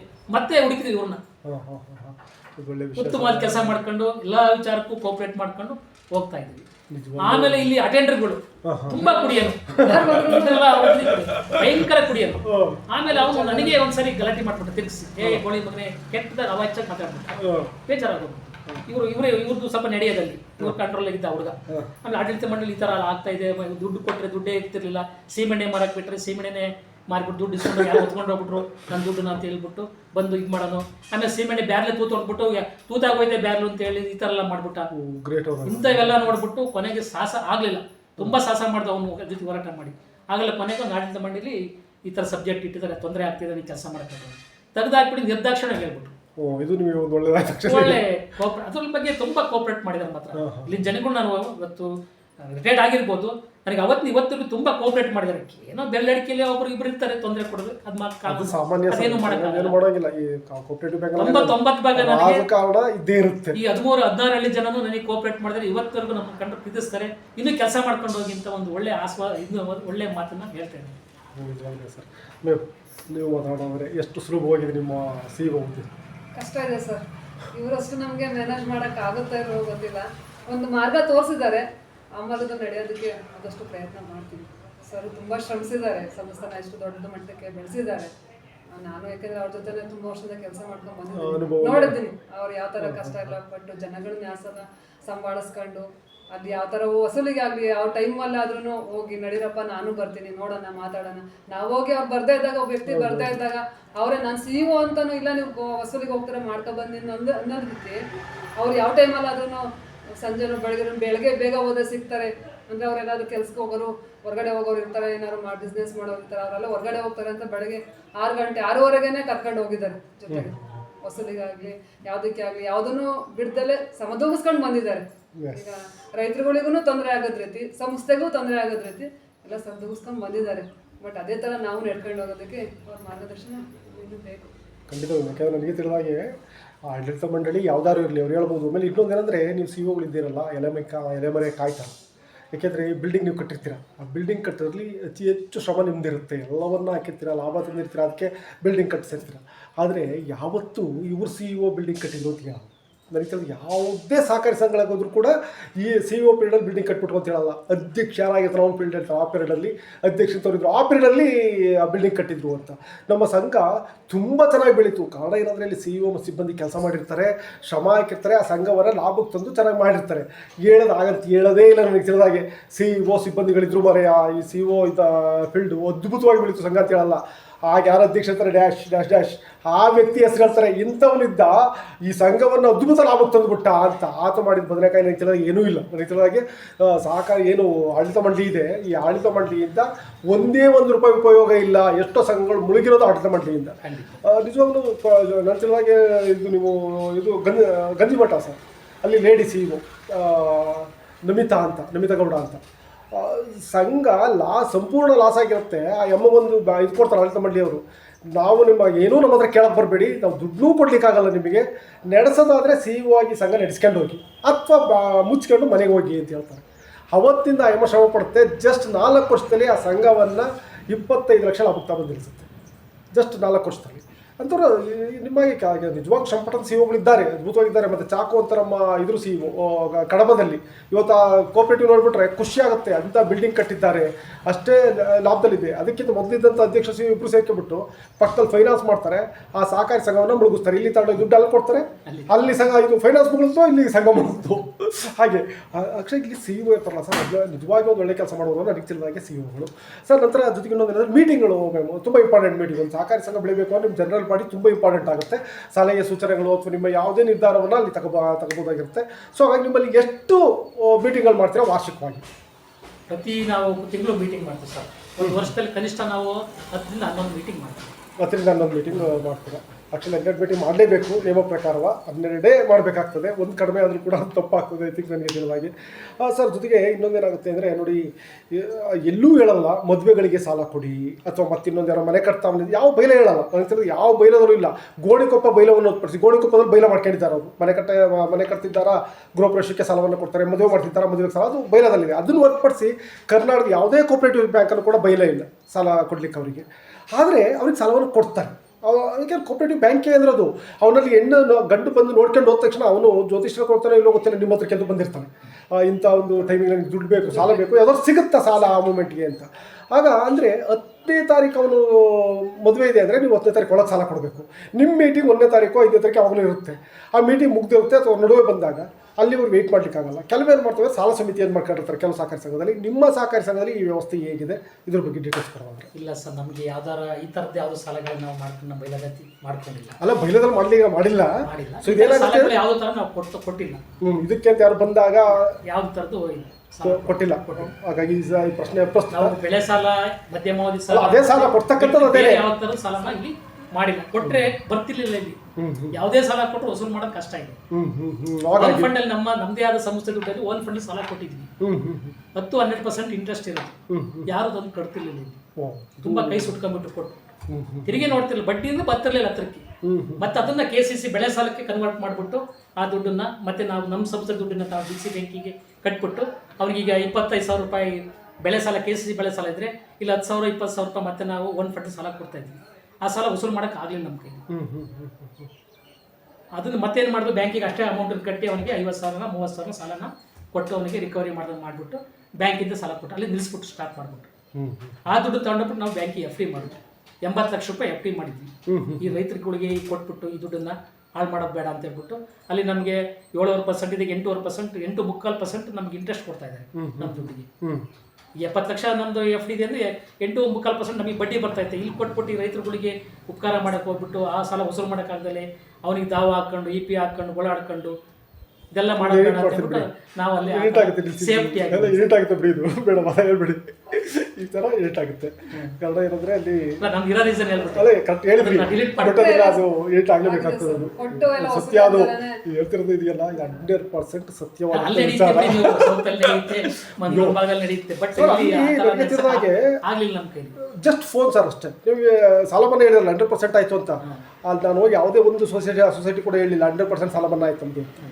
ಆ್ಯಕ್ಚುಲಿ ಸಾಲ ಮನ್ನಾ ಆಗೋದಕ್ಕಿಂತ ಮೊದಲೇ ಅವ್ರ ಅಮೌಂಟ್ ಕಟ್ಟಾಗಿರುತ್ತೆ, ಕಾಯಿಲ್ಲ ಸಾಲ ಮನ್ನಾ ಆಗಲಿಕ್ಕೆ ಕಾಯಿಲ್ಲ, ಅಮೌಂಟ್ ಕಟ್ಟಾಗಿರುತ್ತೆ. 50% ಅಷ್ಟೇ ಎಲ್ಲ ಕಡೆ ಸಾಲ ಮನ್ನಾ ಆಗಿರೋದಲ್ಲಿ, ಇನ್ನುಳಿದಂಥ 50% ಅಮೌಂಟ್ ಅವ್ರು ರೈತರು ಕಟ್ಟಾಗಿರುತ್ತೆ. ಒಂದು 10 ರೂಪಾಯಿ ಚೆನ್ನಾಗಿದ್ದಾರೆ ಅವರು. ಜೊತೆಗೆ ಸೊಸೈಟಿಯನ್ನು ನಂಬುತ್ತಾರೆ. ನಮ್ಮೂರಲ್ಲಿ ಒಂದು ಸೊಸೈಟಿ ಇದೆ ಅಂದರೆ ಇದು ನಮ್ಮ ಬ್ಯಾಂಕ್ ಅಂತ ಕರೀತಾರೆ. ಎಲ್ಲರೂ ಡೆಪಾಸಿಟ್ ತಗೊಂಡೋಗಿ ಅಲ್ಲೇ ಇಡ್ತಾರೆ. ನಮ್ಮಲ್ಲಿ ಆ ಒಂದು ಬೆಳವಣಿಗೆ ಯಾವಾಗ ಬರ್ತೋ ಗೊತ್ತಿಲ್ಲ, ಬಂದಾಗ ಮಾತ್ರ ಅದು ಸಾಧ್ಯ ಆಗುತ್ತೆ ಸರ್. ಜೊತೆಗೆ ಇನ್ನೊಂದು ಏನಾಗುತ್ತೆ ಅಂತಂದರೆ ವಾರ್ಷಿಕ ಮಹಾಸಭೆಯಲ್ಲಿ ಇದೊಂದು ಹಬ್ಬ ಅಂತ ಕರಿತೀವಿ ನಾವು. ಆ ಸೊಸೈಟಿ ಹಬ್ಬ, ಅವತ್ತು ಆ ಹಬ್ಬದ ಆಚರಣೆ ಆದಂಗೆ ಆಗುತ್ತೆ. ನಿಮ್ಮಲ್ಲಿ ವಾರ್ಷಿಕ ಮಹಾಸಭೆ ಹೇಗೆ ನಡೆಯುತ್ತೆ, ಏನೆಲ್ಲ ಕಾರ್ಯಕ್ರಮ ಇರುತ್ತೆ, ಹೇಗೆ ನಡೆಸ್ತಾ ಇದ್ದೀರಾ ಸರ್? ಅದು ಅವತ್ತು ಯಾರೆಲ್ಲ ಬರ್ತಾರೆ, ಕೋರಮ್ ಕೂಡ ಬೇಕಾಗುತ್ತೆ, ಸದಸ್ಯರು ಬರಬೇಕಾಗುತ್ತೆ, ಎಲ್ಲರೂ ಕೂಡ ಡೀಟೇಲ್ಸ್ ಕೊಡ್ಬೋದು. ಈಗ ನಾವು ವಾರ್ಷಿಕ ಮಹಾಸಭೆ ಅಂತ ಹೇಳ್ಬಿಟ್ಟು ಮುಂಚೆನೇ ಪೂರ್ವಭಾವಿ ಸಭೆ ಕರೆದ್ಬಿಟ್ಟು ಎಲ್ಲ ತೀರ್ಮಾನ ಮಾಡ್ಕೊಂಡಿರ್ತೀವಿ, ಏನು ಮಾಡ್ಕೋಬೇಕು ಹೆಂಗೆ ಅಂತ. ಪೂರ್ವಭಾವಿ ಸಭೆಯಲ್ಲಿ ಒಂದು ತಿಂಗಳು ಮುಂಚೆನೇ ಕರೆದ್ಬಿಟ್ಟು ಎಲ್ಲ ಮೀಟಿಂಗ್ ಕರೆದ್ಬಿಟ್ಟು ತೀರ್ಮಾನ ಮಾಡ್ಕೊತೀವಿ, ಒಂದು ಡೇಟ್ ಫಿಕ್ಸ್ ಮಾಡ್ಕೋತೀವಿ. 15 ದಿವಸ ಮುಂಚೆನೇ ಅವ್ರಿಗೆ ಎಲ್ಲರಿಗೂ ನಾವು ನೋಟಿಸನ್ನು ಕೊಟ್ಬಿಡ್ತೀವಿ, ಜನರಲ್ ಬಾಡಿದಂಥ ಡೇಟಿಗೆ ಬರ್ತಾರೆ. ಸಾಮಾನ್ಯ ಮ್ಯಾಕ್ಸಿಮಮ್ ಆಗಿ ಬರ್ತಾರೆ. ನಮಗೆ ಬಂದಾಗ ಒಂದು ಏನು ನಮ್ಮ DC ಬ್ಯಾಂಕ್ನ ಡೈರೆಕ್ಟರ್ ಇರ್ತಾರೆ, ಅವ್ರನ್ನ ಗೆಸ್ಟಾಗಿ ಕರ್ಸ್ಕೊತೀವಿ ಅಷ್ಟು. ನಮ್ಮ ಬಾಡಿ ಅಧ್ಯಕ್ಷರು ಅಷ್ಟೇ. ಇಲ್ಲೇನಾದ್ರು ಇನ್ನೂ ಬೇಕು ಅಂದ್ರೆ ನಮ್ಗೆ ಇಲ್ಲಿ ಯಾರು ನಿವೃತ್ತ ಯೋಧರು ಇರ್ತಾರೆ, ಅವರಿಗೊಂದು ಕರೆಸಿ ಸನ್ಮಾನ ಮಾಡೋದು ಇಂಥವು ಇಟ್ಕೊಂಡಿರ್ತೀವಿ. ಕೆಲವೊಂದು ಟೈಮಲ್ಲಿ ನಮಗೆ ಸಾಲ ರಿಕವರಿ 3 ವರ್ಷ ಕಂಟಿನ್ಯೂಸ್ ಆಗಿ ಯಾರು ಸುಸ್ತಿ ಆಗೋದು, ಹಿಂದೆಲ್ಲ ಸುಸ್ತಿ ಆಗೋದು ಸಾಲಗಳು. ಆ ಟೈಮಲ್ಲಿ ಯಾರು ಕಂಟಿನ್ಯೂಸ್ ಸುಸ್ತಿ ಆಗೋದು ಸಾಲ ಬರ್ಪಾವತಿ ಮಾಡ್ಕೊಂಡು ಹೋಗ್ತಿದ್ರು, ಅಂಥ ಸದಸ್ಯನ ಕರೆದ್ಬಿಟ್ಟು ಅವರಿಗೆ ಒಂದು ಸನ್ಮಾನ ಮಾಡಿ ಅವ್ರಿಗೊಂದು ಏನಾದ್ರು ಸಣ್ಣದಾಗಿ ಗಿಫ್ಟ್ ಕೊಟ್ಬಿಟ್ಟು ಈ ಥರ ಎಲ್ಲ ಒಂದು ಕಾರ್ಯಕ್ರಮ ಮಾಡ್ತಿದ್ವಿ.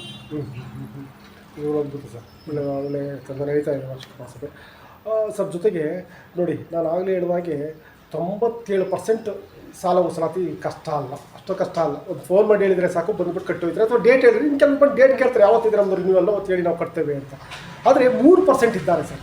ಅಂದರೆ 3% ಇದ್ದಾರಲ್ಲ, ಇವ್ರು ಯಾರು ಕೂಡ ದುಡ್ಡು ಇಲ್ದವರು ಅಂತ ನಾನು ಹೇಳೋದು. ದುಡ್ಡು ಇಲ್ದಲೇ ಕದ್ದು ಕೂತವರು ಅಲ್ಲ. ಹಣ ಇರುತ್ತೆ, ನಾನು ಯಾಕೆ ಕಟ್ಟಬೇಕು, ನಮ್ಮ ಸೊಸೈಟಿ ಅಯ್ಯೋ ಅವರೇನೋ ಈ ರೀತಿ ಯೋಚನೆ ಮಾಡ್ತಕ್ಕಂಥವರು ಕೂಡ ನಮ್ಮ ನಡುವೆ ಇದ್ದಾರೆ. ಇಂಥವರಿಂದ ವಸೂಲಾತಿ ತುಂಬ ಕಷ್ಟ. ಈ 3% ಜನ ಅಂತ ಕರಿತೇವೆ, ಈ 3% ಜನರಿಂದ ವಸೂಲಾತಿ ಕಷ್ಟ. ಇವ್ರಿಗೆ ನೀವು ಪ್ರೆಸರ್ ಹಾಕಬೇಕಾಗುತ್ತೆ. ಹಳೆ ವಿಚಾರಲ್ಲ, ಈಗ ಇತ್ತೀಚೆಗೆ ಈಗ ಪ್ರೆಸರ್ ಹಾಕಬೇಕಾಗುತ್ತೆ. ಪದೇ ಫೋನ್ ಮಾಡಬೇಕು, ಮನೆ ಹತ್ರಕ್ಕೆ ಹೋಗ್ಬೇಕು, ಎಲ್ಲಿದ್ದಾರೆ ಮೀಟ್ ಮಾಡಬೇಕು. ಇದೆಲ್ಲ ಆದ ನಂತರ ತಂದು ಕಟ್ತಕ್ಕಂಥವ್ರು ಕೆಲವರು ಇರ್ತಾರೆ, ಕೆಲವರು ಆದರೂ ಕಟ್ಟಲ್ಲ ಅಂಥವ್ರು ಇರ್ತಾರೆ. ಹೇಳಿ ಮ್ಯಾಮ್, ಈಗ ಪ್ರೆಸೆಂಟ್ ಸರ್ ನೀವೇ ಹೇಳ್ತೀವಿ ಸರ್. ಇದೆ ವಸೂಲಾತಿ ಕಷ್ಟ ಇದೆ, ಅದನ್ನು ನಾವು ಬಿಡಲ್ಲ ಸರ್. ಅವ್ರ ಮನೆ ಹತ್ರ 10 ಸಲ ಹೋಗೋದಾಗ್ಲಿ, ಅವ್ರಿಗೆ ಮನವೊಲಿಸಿ, ಯಾಕೆಂದ್ರೆ ಮತ್ತೆ ಸುಸ್ತಿ ಆಗ್ಬಾರ್ದಲ್ವಾ. ಇದನ್ನೇ ಸಾಲ ರಿನ್ಯೂವಲ್ ಮಾಡಿಸ್ಕೊಂಡ್ರು ಸುಸ್ತಿ ಆಗೋದಕ್ಕೆ ಬಿಟ್ರೆ ಮತ್ತೆ ಅವ್ರು ನೆಕ್ಸ್ಟ್ ಬರೋದಿಲ್ಲ. ಹಂಗಾಗಿ ಅವ್ರ ಹತ್ರ 10 ಸಲನಾದ್ರು ತಿರುಗಿ ಅವ್ರಿಗೆ ಏನಾದ್ರು ಪ್ರೆಸರ್ ಹಾಕಿ ವಸೂಲಿ ಮಾಡ್ತೀವಿ ಸರ್. ನಮ್ಮ ನಿಮಗೆ ಕಂಟಿನ್ಯೂ ಪ್ರಶ್ನೆ ಏನಂದರೆ, ನಿಮ್ಮ CEO ಅಂದರೆ ಜೊತೆ ಸಂಬಂಧ ಚೆನ್ನಾಗಿರಬೇಕು, ಬಾಂಧವ್ಯ ಇರಬೇಕು, ಸಿಬ್ಬಂದಿಗಳ ಜೊತೆ ಉತ್ತಮ ಬಾಂಧವ್ಯವನ್ನು ಹೊಂದಿರಬೇಕು, ಈ ಕಡೆ ಆಡಳಿತ ಮಂಡಳಿ ಜೊತೆ ಉತ್ತಮ ಬಾಂಧವ್ಯ ಇರಬೇಕು. ಸೊ ಹಾಗಾಗಿ ನಿಮ್ಮ ಸಿಬ್ಬಂದಿಗಳ ಬಾಂಧವ್ಯದ ಬಗ್ಗೆ ನಾವು ಮಾತನಾಡೋದ್ರೆ, ಆಡಳಿತ ಮಂಡಳಿ ಬಾಂಧವ್ಯದ ಬಗ್ಗೆ ಮಾತನಾಡೋದ್ರೆ ಚೆನ್ನಾಗಿದೆ ಸರ್. ಸಿಬ್ಬಂದಿ ಅವರು ತುಂಬ ಯಾವುದೇ ಕೆಲಸಕ್ಕೆ ಅಥವಾ ಅವ್ರು ಅದೇ ಮಾಡಬೇಕು, ನಾನು ಇದೇ ಮಾಡಬೇಕು, ಅವರು ಸೇಲ್ಸ್ ಮ್ಯಾನ್ ಅಥವಾ ಆಫೀಸ್ ಕೆಲಸ ಮಾಡಬಾರ್ದು ಅಂತೇನಿಲ್ಲ. ಯಾವ ಕೆಲಸ ನಮಗೆ ತುರ್ತಿರುತ್ತೆ ಆ ಕೆಲಸನ ನಾವು ಅಚ್ಚುಕಟ್ಟಾಗಿ ಎಲ್ಲರೂ ಕೂತ್ಕೊಂಡು ಮಾಡ್ಕೊಂಡು ಆಯಾ ಕೆಲಸಗಳನ್ನ ಮುಗಿಸ್ಕೊತಾ ಹೋಗ್ತಾ ಇದ್ದೀವಿ ಸರ್. ಮತ್ತು ಬೋರ್ಡ್ ಅವರು ತುಂಬ ಚೆನ್ನಾಗಿ ಸಪೋರ್ಟ್ ಮಾಡ್ತಿದ್ದಾರೆ ಸರ್ ಕೆಲಸ ಮಾಡೋದಕ್ಕೆ. ನಾವು ಯಾವ ಟೈಮಲ್ಲಿ ಯಾರು ಬಾಗಿಲು ತೆಗೆದ್ರು ನೀವು ಯಾಕೆ ಬಾಗಿಲು ತೆಗಿತಾ ಇದ್ದೀರಾ, ಏನು ಕೆಲಸ ಮಾಡ್ತಾ ಇದ್ದೀರಾ, ಯಾಕೆ ಬಂದಿದ್ದೀರಾ ಅಂತ ಕೇಳಲ್ಲ ಸರ್. ನಾವು ಕೆಲಸ ಏನಾದ್ರು ಬಂದರೆ ಈ ಕಡೆ ನಾವು ನೋಡಿದ್ರೆ ಬಾಗಿಲು ಯಾಕೆ ತೆಗೆದಿದ್ದೀರಾ, ಬಂದಿದ್ದೀರಾ, ಕೆಲಸ ಇದೆಯಾ, ನಾವು ಮಾಡ್ಕೊಳ್ಳಿ ಅಂತ ಸಪೋರ್ಟ್ ಮಾಡ್ಕೊಂಡು ಹೋಗ್ತಾರೆ ಸರ್. ನಿಜವಾಗ್ಲೂ ವಿಚಾರ. ನೀವು ಬರಲಿ ಯಾರು ಬೇಕಾದ್ರೂ ಆನ್ಸರ್ ಮಾಡಿ. ಇದಕ್ಕೆ ಪಡಿತರ ಇದೆಯಲ್ಲ ನಿಮ್ಮಲ್ಲಿ, ಈ ಪಡಿತರದ ಸಮಸ್ಯೆ ಏನಂದರೆ, ರೈತರಾಗೆ ಸರ್ಕಾರ 100 ಜನಕ್ಕೆ ಪಡಿತರ ಚೀಟಿಗಿದ್ರೆ 100 ಜನಕ್ಕೆ ಮಾತ್ರ ಕೊಡುತ್ತೆ. 101, 102 ಕೊಡಲ್ಲ. 101 ಪಡಿತರಕ್ಕೆ ಎಷ್ಟಿದೆಯೋ 100ಕ್ಕೆ ಅಷ್ಟೇ ಪಡಿತರವನ್ನು ಕೊಡುತ್ತೆ. ಆದರೆ ಅಲ್ಲಿ ಆ ಪಡಿತರ ಇಲ್ಲಿ ಬಂದು ನಿಮ್ಗೆ ರೀಚ್ ಆದಾಗ ನನಗೆ ತಿಳಿದಾಗೆ 100 ಜನದ ಪಡಿತರ ಇರಲ್ಲ. ಅದರಲ್ಲಿ 100 ಗ್ರಾಮಿಂದ 1 kg ಲೀಕ್ ಆಗೇ ಆಗುತ್ತೆ. ಹಾಗಾಗಿ ಸೊ ಇಲ್ಲಿ ತಂದಾಗ ಮಾತ್ರ ನೀವು 100 ಜನದ 95 ಜನಕ್ಕೆ ಬಂದಿದೆಯಪ್ಪ, ನಾನು 95 ಜನಕ್ಕೆ ಕೊಡ್ತೀನಿ ಅಂತ ಹೇಳುವಾಗಿಲ್ಲ. ಹೇಳಿದರೆ ಆ ಕತೆ ಬೇರೆ ಆಗುತ್ತೆ. ನನಗೆ ಗೊತ್ತಿದೆ, ಅವನಲ್ಲಿ ನಿಂತ್ಕೊಂಡು ಏನಂತ ಬೈತಾರೆ ನಿಮಗೆ ಅಂತ. ಎಲ್ಲ ಕದ್ದು ಮಾರೇ ಆಗಿದೆ. ಇವರು ಸೇರ್ಕೊಂಡ್ಬಿಟ್ಟು ಕದ್ದು ಮಾರಿದ್ದಾರೆ, ಮಕ್ಕಳು ನಮಗೆ ಕೊಡ್ತಾ ಇಲ್ಲ. ಇದೇ ಭಾಷೆಯನ್ನು ಬಳಸಿ ಆತ ಮಾತನಾಡ್ತಾನೆ. ಹಾಗಾಗಿ ನೀವು ಮ್ಯಾನೇಜ್ ಮಾಡಲೇಬೇಕು, ಅನಿವಾರ್ಯ. ಅದು ಹೇಗೆ ಸರ್, ಹೇಗೆ ಅದನ್ನು ಇದು ಮಾಡ್ತಾರೆ? ಜೊತೆಗೆ ಇದರಿಂದ ಲಾಭ ಇಲ್ಲ ನನಗೆ ತಿಳಿದಾಗೆ. ಯಾವುದೇ ಸೊಸೈಟಿ ಪಡಿತರದಿಂದ ಲಾಭ ಮಾಡ್ತಾ ಇದೆ ಅಂದರೆ ಅದು ಅಚ್ಚರಿ ವಿಚಾರ ನನಗೆ ತಿಳಿದಾಗೆ. ಯಾಕೆಂದರೆ 2 ರೂಪಾಯಿ ಇತ್ತು, 2.5 ಇತ್ತು, 2 ರೂಪಾಯಿ ಬತ್ತು, ಈಗ 1.75 ತಂದು ನಿಲ್ಲಿಸುವಂಥ ಸೂಚನೆಯನ್ನು ಸರ್ಕಾರ ಕೊಡ್ತಾ ಇದೆ. ಮುಂದೆ ನಿಮಗೆ 1.75 ರೂಪಾಯಿನೋ ಬರುತ್ತೆ, ಅದರಲ್ಲಿ ಏನೋ ವಿಚಾರ ಇದೆ. ಇದು ಬಡ್ಡಿ ಇರ್ಬೋದು, ಅದು ಬಡ್ಡಿ ದರ 1.75 ತಂದು ಕೊಡ್ತಾರೆ ಅಂತ. ಮತ್ತು ಇದರಲ್ಲೂ ಕೂಡ ಏನು ಅಕ್ಕಿ ಕೊಡೋದಕ್ಕೆ ಏನು ಅಮೌಂಟ್ ಕೊಡ್ತಾ ಇದ್ದಾರೆ ಸಾಯಿದ್ರೆ ಅದು ಕೂಡ ಕಡಿಮೆ ಆಗುತ್ತೆ ನೆಕ್ಸ್ಟ್ ಇದಕ್ಕೆ ಅಂತ ಹೇಳ್ತಿದ್ದಾರೆ. ಹೇಳಿ, ಹೇಗೆ ಮ್ಯಾನೇಜ್ ಮಾಡ್ತಾರೆ ಅದನ್ನೆಲ್ಲ? ಏನಿಲ್ಲ ಸರ್, ಶಾರ್ಟೇಜ್ ಮಾಮೂಲಿ. ನಾನು ಒಂದು 15 ವರ್ಷ ಫುಡ್ಡು ಸೇಲ್ಸ್ ಮಾಡಿದ್ದೀನಿ ಒಬ್ಬನೇ ಇದ್ದಾಗ. ಅವಾಗ ಏನು ಮಾಡ್ತಿದ್ವಿ ಅಂತಂದರೆ, ಏನಾದರೂ ಶಾರ್ಟೇಜ್ ಆಗುತ್ತೆ ಅಂತ ಬಂದಾಗ ಕೆಲವರು ಕನ್ವಿನ್ಸ್ ಮಾಡಿ ಹೇಳ್ತಾ ಇದ್ವಿ, ಒಪ್ಪಿಸ್ತಾ ಇದ್ವಿ. ಇನ್ನು ಆಗಲೇ ಎಲ್ಲ ಕನ್ವಿನ್ಸ್ ಮಾಡೋಕ್ಕೆ ಆಗೋದಿಲ್ಲ ಅಂತಂದಾಗ ಏನು ಮಾಡ್ತೀವಿ, ಒಂದು ಅರ್ಧ kg ಏನಾದರೂ ಶಾರ್ಟೇಜ್ ಮಾಡಿಬಿಟ್ಟು ಬ್ಯಾಲೆನ್ಸ್ ಮಾಡಿಬಿಟ್ಟು ಕೊಡ್ತಾ ಇದ್ವಿ.